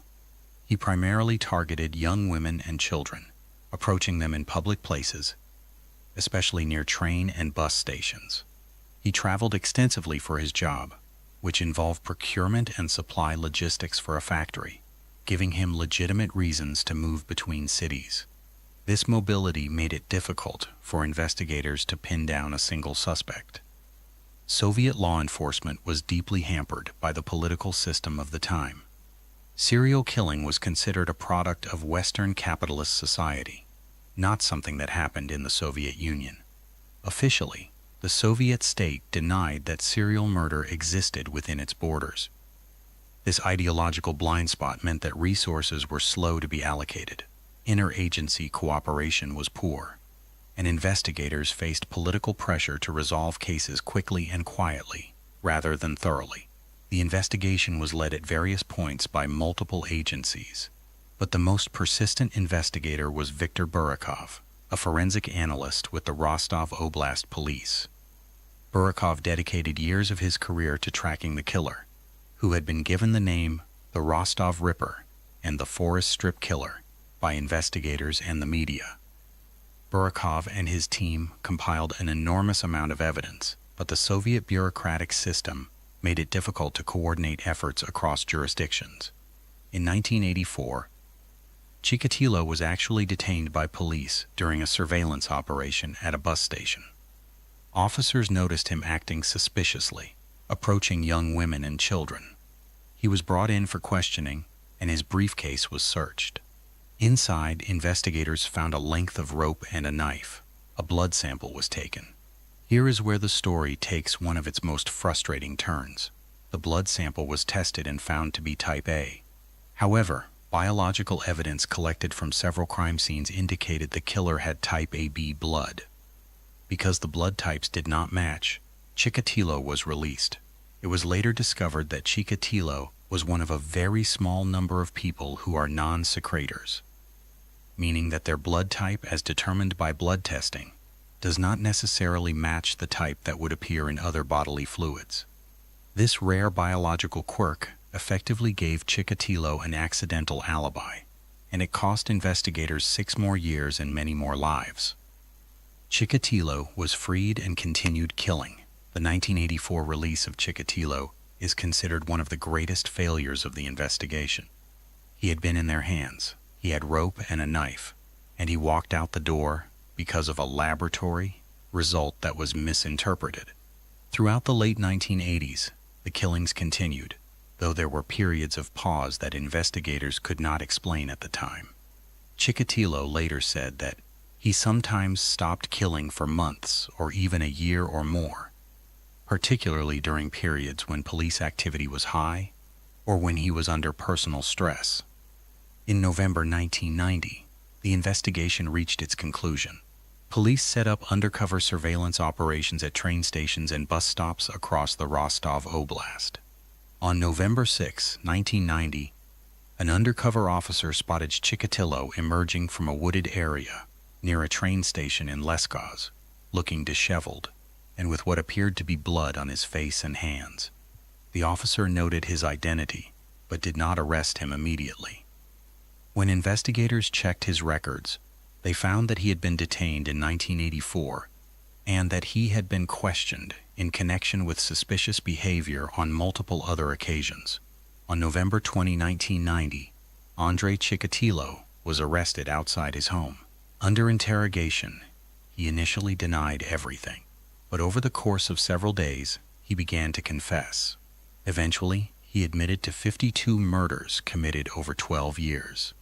He described each one in detail, leading investigators to previously undiscovered remains. The trial of Andrei Chikatilo began on April 14, 1992, in a Rostov courtroom. It was a chaotic affair. Chikatilo was placed in a metal cage in the courtroom, a standard practice in Russian trials for dangerous defendants. He behaved erratically during the proceedings, shouting, singing, and at times exposing himself. His behavior raised questions about his mental state, and his defense argued he was insane. However, a panel of psychiatric experts concluded that Chikatilo was sane and fully aware of his actions. On October 15, 1992, he was found guilty of 52 counts of murder and sentenced to death. On February 14, 1994, Andrei Chikatilo was executed by a single gunshot in a prison in Novocherkassk. The Chikatilo case had an enormous impact on Russian law enforcement. It exposed deep flaws in how the Soviet system handled violent crime, including the dangerous consequences of political ideology interfering with criminal investigation. The case also demonstrated the critical importance of forensic science and the need for investigators to understand the limitations of their tools. The blood type mismatch that freed Chikatilo in 1984 could have been resolved with more advanced testing. But the technology and the institutional will to use it were not available. For the families of the victims, and for the community that lived in fear for more than a decade, the case remains a source of profound grief. And the wrongful conviction and execution of Alexander Kravchenko for a crime he did not commit adds another layer of tragedy. Chikatilo walked among the people of the Rostov Oblast as a teacher, a father, and a party member. He traveled on public transportation. He blended into the grayness of Soviet daily life, and when police had him in their hands, a simple laboratory error set him free to continue for 6 more years. His story is a permanent reminder that investigative failures have real, irreversible consequences. Number 11, Kristen Gilbert. In the early 1990s, something strange was happening at the Veterans Affairs Medical Center in Northampton, Massachusetts. The number of cardiac emergencies on Ward C, the medical ward where the most critically ill patients were treated, was rising at an alarming rate. Patients who had been stable were suddenly coding, going into cardiac arrest without any obvious medical explanation, and an unusually high number of those patients were dying. What made the pattern even more unsettling was that the emergencies seemed to cluster around the shifts of one particular nurse. Her name was Kristen Gilbert, and she was not just present during these emergencies. She was often the first one to respond. She was the nurse who called the codes, who performed chest compressions, who shouted for help in the hallways. To some, she looked like a dedicated caretaker working under impossible conditions. To a small but growing group of her colleagues, she looked like something else entirely. Kristen Heather Strickland was born on November 13, 1967, in Fall River, Massachusetts. She grew up in what appeared to be a comfortable middle-class family. She was described as intelligent and driven, and she pursued a career in nursing, eventually earning a degree and securing a position at the Northampton VA Medical Center in 1989. She married Glenn Gilbert in 1988 and had 2 children. At the VA hospital, Kristen quickly established a reputation. She was confident, outspoken, and assertive. She took charge during emergencies and seemed to thrive in high-pressure situations. But it was precisely this pattern that began to raise concerns among her fellow nurses. 3 nurses in particular, Kathy Ricks, Bonnie Bledsoe, and Renee Walsh, began noticing that the number of medical emergencies on the ward spiked dramatically when Kristen was working and dropped when she was not.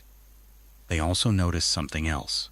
Epinephrine, a powerful drug that stimulates the heart and is commonly used during cardiac emergencies, seemed to be going missing from the ward's medical supplies during Kristen's shifts. Epinephrine, when injected into a patient who does not need it, can cause severe cardiac arrhythmia and death. It is a drug that, if misused, can kill without leaving an obvious trace, because the body produces adrenaline naturally. The 3 nurses did something courageous and difficult. They went to the hospital administration with their concerns. Initially, they were met with skepticism. The suggestion that a nurse was deliberately harming patients was almost too horrifying to consider. But as the data accumulated, the pattern became undeniable. Between 1989 and 1995, the period during which Kristen Gilbert worked at the facility, there were approximately 350 medical emergencies on Ward C. During the same period, The death rate among patients in her care was significantly higher than the statistical norm.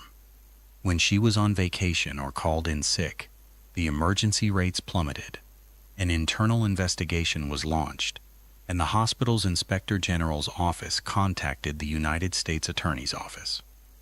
Federal investigators, including agents from the Department of Veterans Affairs, Office of Inspector General, began a thorough review of the medical records, staffing schedules, and drug logs. During this period, Kristen Gilbert began to unravel personally. She had started an extramarital relationship with a hospital security guard named James Perot. She was aggressive in pursuing the relationship and seemed to revel in the attention she received during medical emergencies, particularly from Perot, who responded to code calls as part of his job. Investigators would later theorize that one of her motives was to create emergencies precisely so that Perot would come to the ward and she could see him. When it became clear that she was under suspicion, Gilbert did not quietly wait for the investigation to conclude. She made a bomb threat against the hospital, calling in a false report in an attempt to disrupt the investigation. The call was traced to a payphone near her home. She was arrested on that charge in 1996 and eventually convicted of making a threatening communication, for which she served a short sentence. The murder investigation continued. Exhumation orders were obtained for the bodies of 3 patients who had died under suspicious circumstances during Gilbert's shifts. Toxicology testing revealed elevated levels of epinephrine, levels far higher than would be expected naturally or through standard medical treatment. The evidence was damning. In 1998, a federal grand jury indicted Kristen Gilbert on 3 counts of first-degree murder, 1 count of second-degree murder, and 2 counts of attempted murder. Because the crimes occurred at a federal facility, the case was tried in federal court, and the prosecution sought the death penalty. The trial began in November 2000 at the United States District Court in Springfield, Massachusetts. It lasted over 2 months and included testimony from over 70 witnesses. The prosecution presented statistical analysis showing the correlation between Gilbert's shifts and patient deaths. They presented the toxicology evidence. They presented testimony from her former colleagues about the missing epinephrine and the suspicious pattern of emergencies. They presented recordings of the bomb threat she had made. And they presented testimony from James Perot, who described Gilbert's possessive and manipulative behavior. The defense argued that the statistical correlations could be explained by chance, and that the toxicology evidence was not conclusive. They also attempted to paint Gilbert as a dedicated nurse who was being scapegoated by jealous colleagues. On March 14, 2001, the jury found Kristen Gilbert guilty of 3 counts of first-degree murder and 1 count of second-degree murder. The victims she was convicted of killing were Henry Houdin, Kenneth Cutting, and Stanley Jagodowski in the first-degree charges, and Edward Squira in the second-degree charge. She was also found guilty of 2 counts of attempted murder. In the penalty phase, the jury deliberated on whether Gilbert should receive the death penalty. They ultimately could not reach a unanimous decision, and as a result, Gilbert was sentenced to life in prison, without the possibility of parole, plus 20 years for the attempted murders. Kristen Gilbert is currently incarcerated at the Federal Medical Center, Carswell, in Fort Worth, Texas. She has shown no public remorse for her actions. The Gilbert case was a watershed moment for the study of healthcare serial killers, a category of offender that is more common than most people realize. Nurses, doctors, and other medical professionals who deliberately harm patients are difficult to detect because they operate in environments where death is expected. Patients in hospitals, particularly veterans with serious health conditions, are already vulnerable. When they die, it is often attributed to their existing medical conditions. It takes an extraordinary level of vigilance from colleagues to recognize the pattern. The courage of the 3 nurses who first raised the alarm cannot be overstated. They faced professional risk, personal hostility from Gilbert, and institutional resistance. but they persisted because they believed their patients were being harmed. Their actions saved lives and eventually brought a killer to justice. The case also highlighted the importance of statistical analysis in criminal investigation. Sometimes the most powerful evidence is not a fingerprint or a DNA match. Sometimes it is a pattern, a set of numbers that tells a story no individual piece of evidence could tell on its own. In Kristen Gilbert's case, the numbers were impossible to ignore. Number 12. Oscar Pistorius. Oscar Leonard Carl Pistorius was one of the most celebrated athletes of his generation. Born on November 20, 1986, in Sandton, Johannesburg, South Africa, he had both legs amputated below the knee when he was 11 months old due to a congenital condition called fibular hemimelia, in which both fibula bones were missing. Despite this, Pistorius became a world-class sprinter, running on carbon fiber prosthetic blades that earned him the nickname Blade Runner. He competed in both the Paralympic Games and, after a long legal and scientific battle over whether his prosthetic blades gave him an unfair advantage, the Olympic Games. At the 2012 Summer Olympics in London, Pistorius became the first double amputee athlete to compete in the Olympic Games, running in the 400-meter event and the 4x400-meter relay for South Africa. He was a global inspiration. His story of overcoming physical limitation was told and retold by the media around the world. He was sponsored by major brands. He was invited to speak at events alongside world leaders. He was, by any measure, one of the most admired athletes on the planet. And then, on Valentine's Day 2013, everything changed.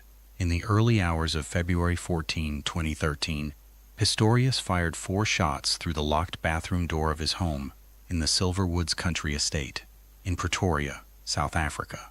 On the other side of that door was his girlfriend, Reeva Steenkamp, a 29-year-old model, television personality, and law graduate. She was struck by 3 of the 4 bullets and died from her injuries. Pistorius called emergency services and attempted first aid, but Reeva Steenkamp was pronounced dead at the scene. Within hours, the news had spread around the world. The beloved athlete, the symbol of human determination, had shot and killed his partner.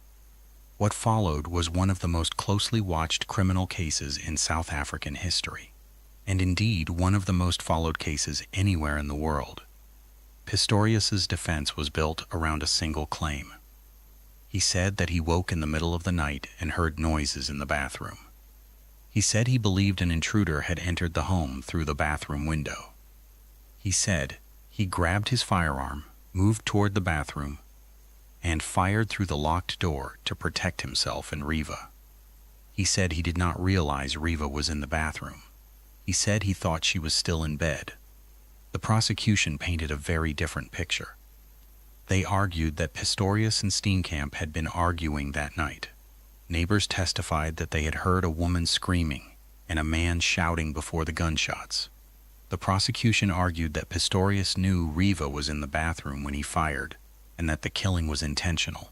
The trial began on March 3, 2014, before Judge Thokozile Masipa in the Pretoria High Court. South Africa does not use a jury system. The case was decided by the judge with the assistance of 2 assessors. The trial was broadcast live on television, and it captivated audiences across the globe. The prosecution, led by Jerry Nell, presented testimony from neighbors who heard screams and banging sounds before the gunshots. They presented ballistic evidence showing the trajectory of the bullets and their devastating impact. They presented cell phone records and WhatsApp messages between Pistorius and Steenkamp that suggested the relationship had been troubled at times, with Steenkamp expressing fear of Pistorius's temper.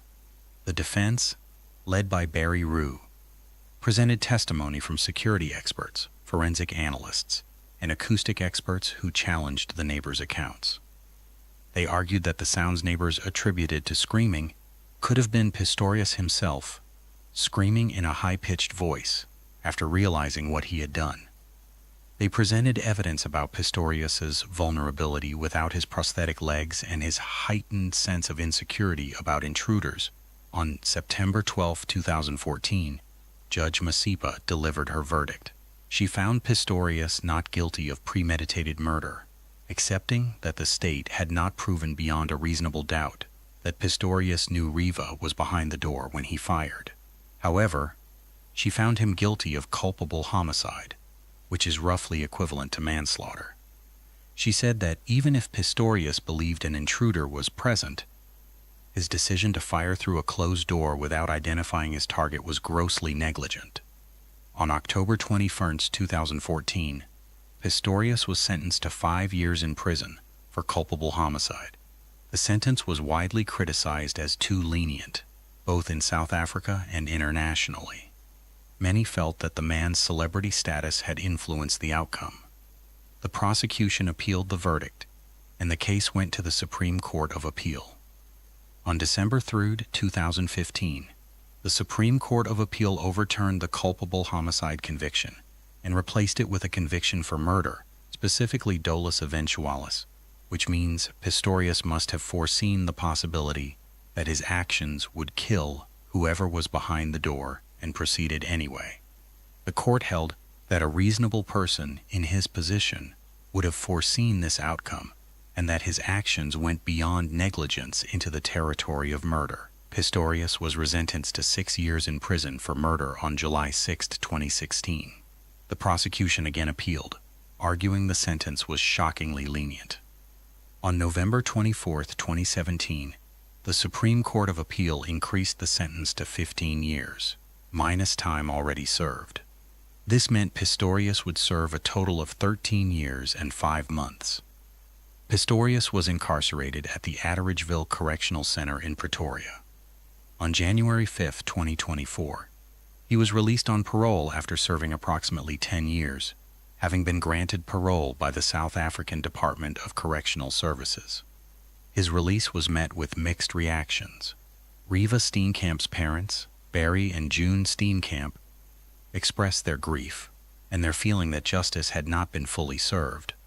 The Pistorius case is significant for many reasons beyond the individual tragedy. It exposed the tension between celebrity and accountability. It raised important questions about South African criminal law, gun ownership, and domestic violence. South Africa has extremely high rates of violence against women, and the Pistorius case became a focal point for advocacy and awareness. It also demonstrated how a public figure can shape the narrative around their own case. Pistorius wept openly in court. He vomited during testimony. He appeared broken and remorseful.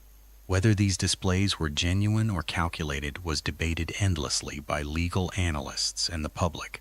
But the fact remains that his fame and his image as an inspirational figure created a kind of gravitational field that influenced how people perceived the case.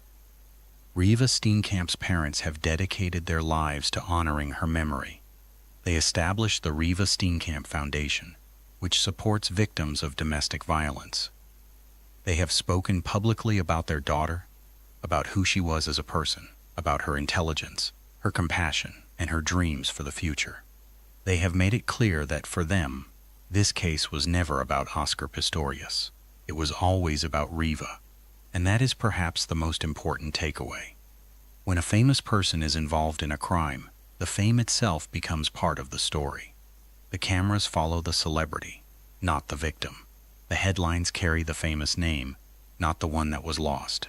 The Steenkamp family has worked tirelessly to correct that imbalance, and their efforts deserve recognition. Number 13, Robert Napper. On July 15, 1992, 23-year-old Rachel Nicholl was walking with her 2-year-old son, Alex, on Wimbledon Common in southwest London. It was a bright summer morning. The Common was a popular spot for families, joggers, and dog walkers. Rachel had her dog with her. It should have been a perfectly ordinary outing. Rachel Nicholl never came home. She was found on the Common having been attacked in an extremely violent manner. Her young son, Alex, was found clinging to her, covered in blood, saying, "Wake up, Mummy." It was one of the most harrowing crime scenes officers had ever encountered, and the image of that little boy beside his mother became seared into the consciousness of the entire nation. The case received massive media coverage. The public demanded answers. The Metropolitan Police came under enormous pressure to find the killer quickly, and in their rush to produce results, they made a series of decisions that would become one of the most notorious investigative failures in British criminal history. Rather than following the evidence methodically, the investigation became focused on a man named Colin Stagg, a local resident who was known to walk on Wimbledon Common and who had a somewhat eccentric personality. Stagg became the primary suspect, not because of strong physical evidence, but because of a psychological profile created by criminal psychologist Paul Britton, who believed the killer would match certain behavioral characteristics. In an extraordinary step, the Metropolitan Police launched an undercover operation known as Operation Edsel. A female undercover officer, using the pseudonym Lizzie James, was instructed to befriend Colin Stagg and, over a period of months, attempt to draw out a confession by feigning a romantic interest and a shared fascination with violence. The operation involved extensive correspondence and meetings, during which the undercover officer attempted to get Stagg to make incriminating statements. Stagg never confessed. He made various statements during the operation that prosecutors believed were incriminating, but when the case came to trial at the Old Bailey in September 1994, Judge Mr. Justice Ognall threw out the prosecution's case entirely. He described the undercover operation as a skillful and sustained enterprise to manipulate the accused, and said the conduct of the investigation amounted to entrapment. The case against Colin Stagg was dismissed, and he was acquitted. Colin Stagg had spent over a year in custody as an innocent man. Even after his acquittal, he was hounded by the media and the public, who continued to believe he was guilty. His life was effectively destroyed. He could not go out in public without being recognized and harassed. He lived in fear and isolation for years, and while all of this was happening, the real killer was free. His name was Robert Napper. Robert Clive Napper was born on February 25, 1966, in Erith, Kent, England. His childhood was deeply troubled. He was subjected to abuse and neglect, and he displayed behavioral problems from a young age. As an adult, he was diagnosed with paranoid schizophrenia and Asperger's syndrome, a combination that profoundly affected his ability to function in society and his perception of reality. Napper had come to the attention of police before Rachel Nickell's murder. In 1989, a woman had reported to the Metropolitan Police that Napper had assaulted her on Plumstead Common in southeast London. The report was taken but not effectively followed up. In 1992, before Rachel Nickell was killed, Napper's mother actually called police to tell them her son had admitted to a serious sexual assault. Again, the information was recorded, but not properly actioned. These missed opportunities would later be identified as critical failings. On November 3, 1993, more than a year after Rachel Nickell's murder, Napper broke into the home of Samantha Bissett and her 4-year-old daughter, Jasmine, in Plumstead, southeast London. He killed both of them in an attack of extreme violence. The murder of Samantha and Jasmine Bissett was investigated by a different team within the Metropolitan Police, and for a time, it was not connected to the Rachel Nickell case. The investigation into the Bissett murders was more effective than the Nickell investigation had been. Forensic evidence, including a fingerprint found at the scene, eventually led investigators to Robert Napper. On May 27, 1994, Napper was arrested and charged with the murders of Samantha and Jasmine Bissett. In October 1995, Robert Napper pleaded guilty to the manslaughter of Samantha and Jasmine Bissett on the grounds of diminished responsibility. He was sentenced to be detained indefinitely at Broadmoor Hospital, a high-security psychiatric facility in Berkshire. But the Rachel Nickell case remained officially unsolved. It was not until advances in DNA technology in the mid-2000s that investigators were finally able to revisit the evidence. Forensic testing conducted on material recovered from the Wimbledon Common crime scene produced a DNA profile that matched Robert Napper. The evidence was conclusive. On December 18, 2008, Robert Napper appeared at the Old Bailey, and pleaded guilty to the manslaughter of Rachel Nickell on the grounds of diminished responsibility.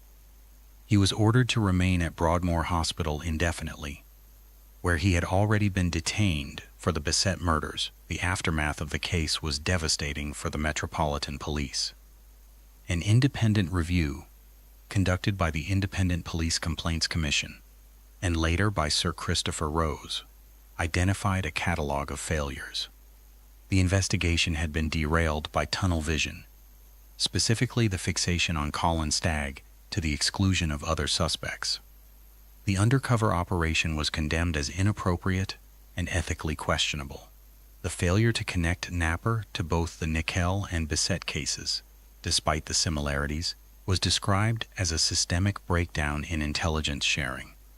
Colin Stagg eventually received compensation from the Metropolitan Police for his wrongful arrest and the destruction of his reputation. In 2008, after Napper's guilty plea, Stagg spoke publicly about the years of suffering he had endured. His story became a powerful cautionary tale about the dangers of confirmation bias in criminal investigation. For the family of Rachel Nickell, the resolution brought some measure of closure but could never undo the pain. Her son, Alex Hanscom, grew up without his mother. He was raised by his father, André Hanscom, who moved to France to escape the media attention. Alex has spoken publicly as an adult about his memories and his grief, and his courage in doing so has been widely admired. The Napper case is one of the clearest examples in modern criminal history of what happens when an investigation goes wrong from the start. The police were so convinced they had the right man that they ignored evidence pointing to someone else. They used ethically questionable tactics. They wasted years pursuing Colin Stagg while Robert Napper remained free and, during that time, killed again. The deaths of Samantha and Jasmine Bissett might have been prevented if the Rachel Nickell investigation had been conducted properly from the beginning.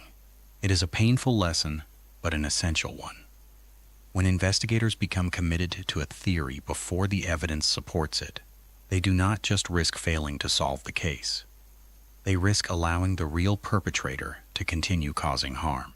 The Napper case changed how the Metropolitan Police approach criminal investigations, and its lessons are taught to this day in police training programs across the United Kingdom. Number 14. Paul Bernardo. Paul Kenneth Bernardo was charming, well-dressed, and handsome. He had a university degree in accounting from the University of Toronto Scarborough. He drove a nice car. He lived in a comfortable home in the suburban city of St. Catharines, Ontario. He was married to Carla Homolka, a young woman who was attractive and seemingly sweet. To their neighbors, they were the perfect couple. People called them Ken and Barbie, comparing them to the idealized dolls. Behind the doors of their home at 57 Bayview Drive, a nightmare was unfolding that would become one of the most horrifying criminal cases in Canadian history. Paul Bernardo was born on August 27, 1964, in Scarborough, Ontario. His childhood was troubled. His family life was dysfunctional, and there are indications that he was subjected to emotional and psychological turmoil at home. As a young man, he developed deeply disturbing attitudes toward women, attitudes that began manifesting in violence long before anyone connected the dots. Between 1987 and 1990, a series of sexual assaults terrorized the Scarborough area of Toronto. The attacker, who became known as the Scarborough Rapist, targeted young women, often attacking them near bus stops late at night. The assaults were brutal, and the community was terrified. Police formed a task force and collected thousands of tips. Bernardo's name first came to police attention in November 1990, when a friend of his tipped off the Metropolitan Toronto Police that Bernardo bore a strong resemblance to a composite sketch of the Scarborough rapist. Detectives interviewed Bernardo, and he was cooperative, friendly, and utterly convincing. He provided blood, saliva, and hair samples for forensic testing. And then, because of an enormous backlog at the Center of Forensic Sciences in Toronto, those samples sat untested for over 2 years. This delay would prove catastrophic. While his samples waited in a laboratory queue, Bernardo escalated from assault to murder.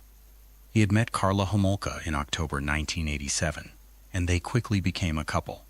Homolka, who was 17 at the time, became deeply enmeshed in Bernardo's world. The exact nature of their relationship, whether Homolka was a willing accomplice from the start or a victim of Bernardo's control who became complicit over time, remains one of the most debated questions in Canadian criminal history. In December 1990, the couple was involved in the death of Karla's own sister, Tammy Homolka. They drugged Tammy with a veterinary sedative that Karla had stolen from the animal clinic where she worked. Tammy had an adverse reaction and choked. She died at the age of 15. The death was ruled accidental at the time, attributed to aspiration after consuming alcohol. The truth about what happened that night would not come to light until years later. In June 1991, the couple abducted 14-year-old Leslie Mahaffey from her home in Burlington, Ontario. Leslie had been locked out of her house after missing her curfew. Bernardo and Homolka took her to their home, where she was held captive, assaulted, and eventually killed. Her remains were encased in concrete blocks and dumped in Lake Gibson near St. Catharines. When the blocks were discovered by a canoeist on June 29, 1991, the case sent shockwaves through the region. Almost exactly 1 year later, on April 16, 1992, the couple abducted 15-year-old Kristen French from a church parking lot in St. Catharines in broad daylight. Witnesses saw a cream-colored Chevrolet Camaro and a woman with a map asking for directions, a ruse used to distract Kristen while Bernardo grabbed her. Kristen was held captive for approximately 2 weeks before she was killed. Her body was found on April 30, 1992, in a ditch in Burlington. The abduction and murder of Kristen French, coming so soon after the Leslie Mahaffey case, created a massive investigation. The Niagara Regional Police and the Ontario Provincial Police formed a joint task force called the Green Ribbon Task Force, named for the green ribbons the community tied around trees in memory of the victims. Thousands of tips poured in.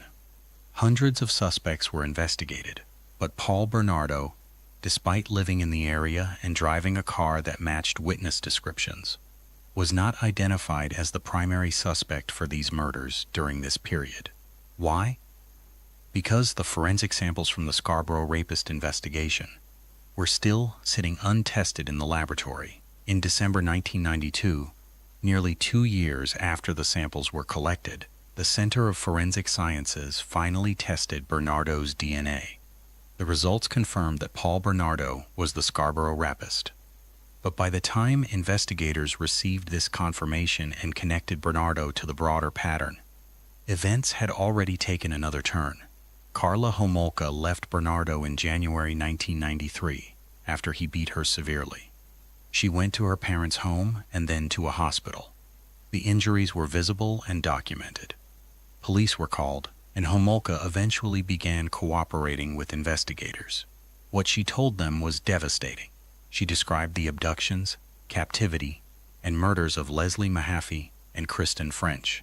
She described her own role, though she carefully positioned herself as a coerced victim of Bernardo's violence.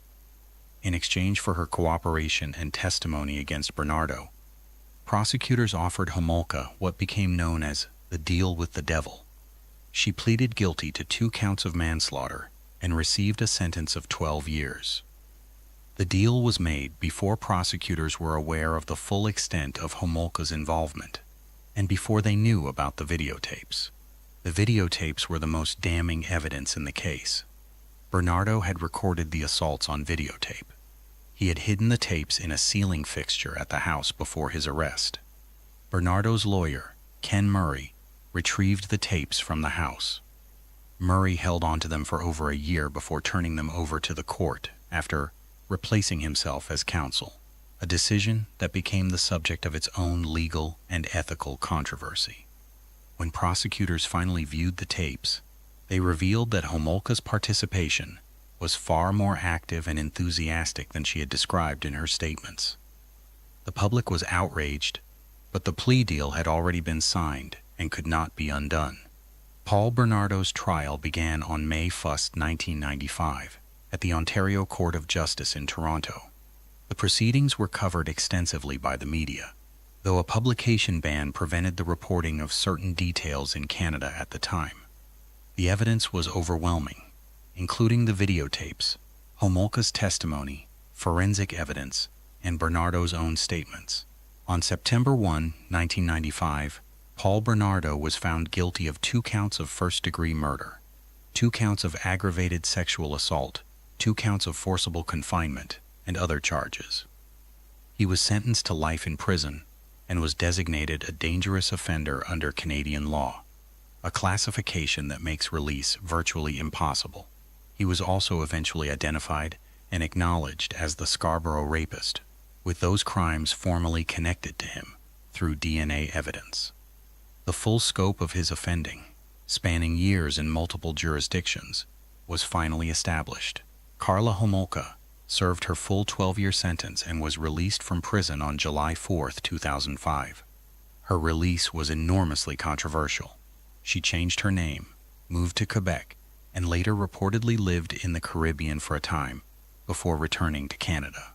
Reports surfaced that she was living in a suburb of Montreal with a new partner and children. The knowledge that she was free while her victims' families continued to grieve remains a source of deep pain and public anger.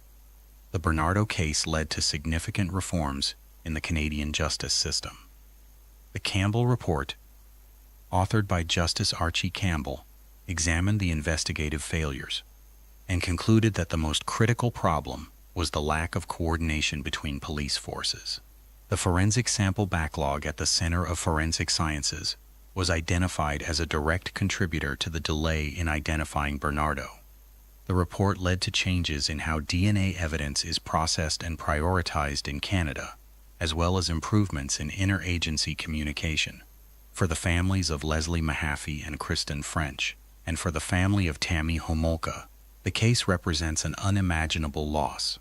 Debbie and Dan Mahaffey and Doug and Donna French showed extraordinary strength throughout the trial and in the years since, advocating for victims' rights and speaking publicly about the human cost of systemic failure.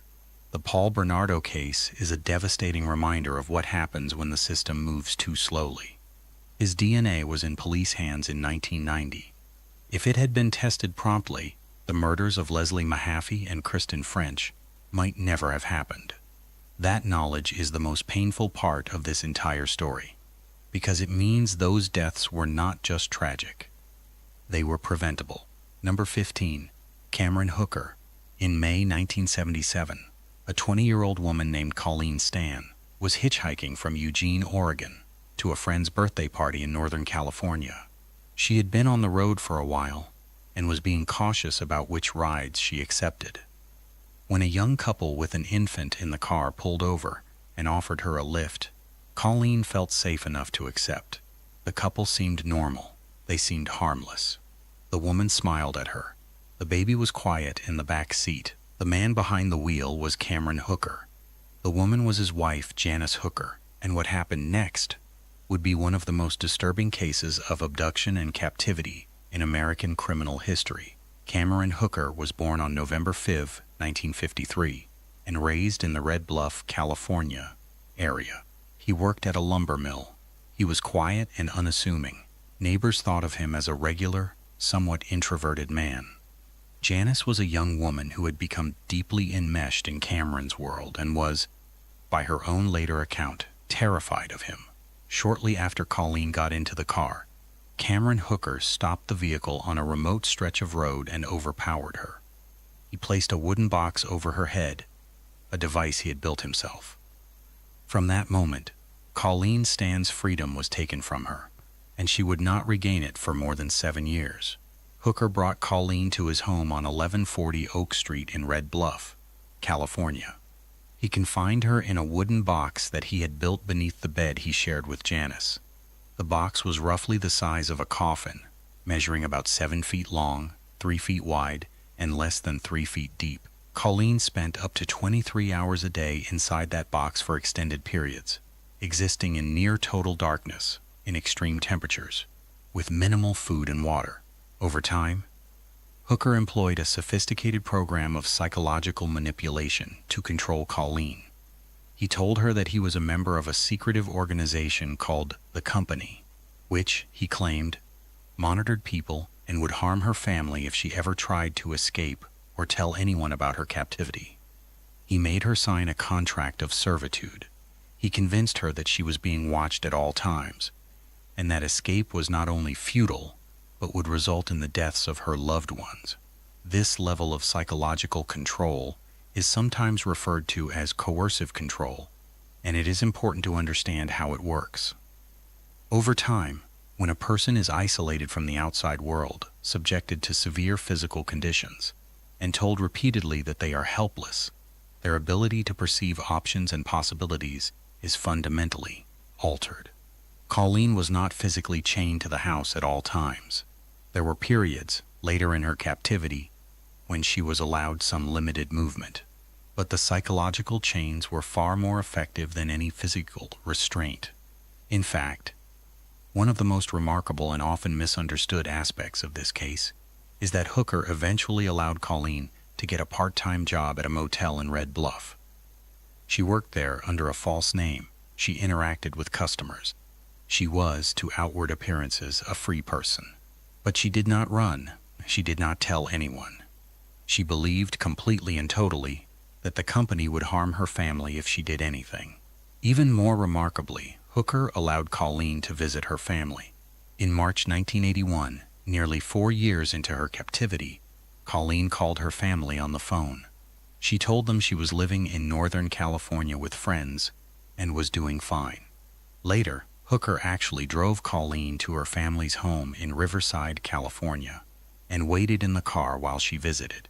Her family was relieved to see her alive, but did not suspect anything was wrong.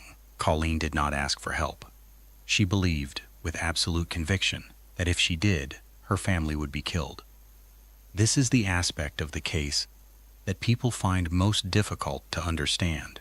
How could someone in that situation not reach out for help when they were standing right in front of their own family? The answer lies in the nature of psychological captivity. Hooker had spent years systematically dismantling Colleen's sense of agency, her belief in her own ability to act, and her trust in the outside world. He had created a prison without walls, and it was, in many ways, more effective than any physical cell. The turning point in the case came not from law enforcement or outside intervention, but from Janice Hooker. After years of living with Cameron's escalating behavior and her own complicity in Colleen's captivity, Janice reached a breaking point. She had become increasingly involved in a local church and had developed a relationship with her pastor. The moral weight of what was happening in her home became unbearable.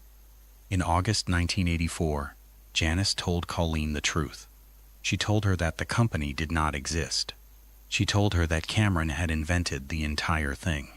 She told Colleen she was free to leave. The effect was immediate and devastating. The psychological framework that had kept Colleen captive for more than 7 years collapsed in an instant. She was free. She left the Hooker home and eventually went to the police, though initially she was reluctant to do so because she feared no one would believe her. Janice Hooker also went to the authorities. She provided a detailed account of Cameron's actions, including the construction of the box, the psychological manipulation, and the years of captivity. Her testimony would become the most critical element of the prosecution's case. Cameron Hooker was arrested in November 1984. He was charged with kidnapping, sexual assault, and other offenses related to the captivity of Colleen Stan. The trial took place in 1985 in the Tehama County Superior Court in Red Bluff. The prosecution, led by Deputy District Attorney Christine McGuire, presented a detailed case built on Janice's testimony, Colleen's testimony, and physical evidence from the Hooker home, including the box itself.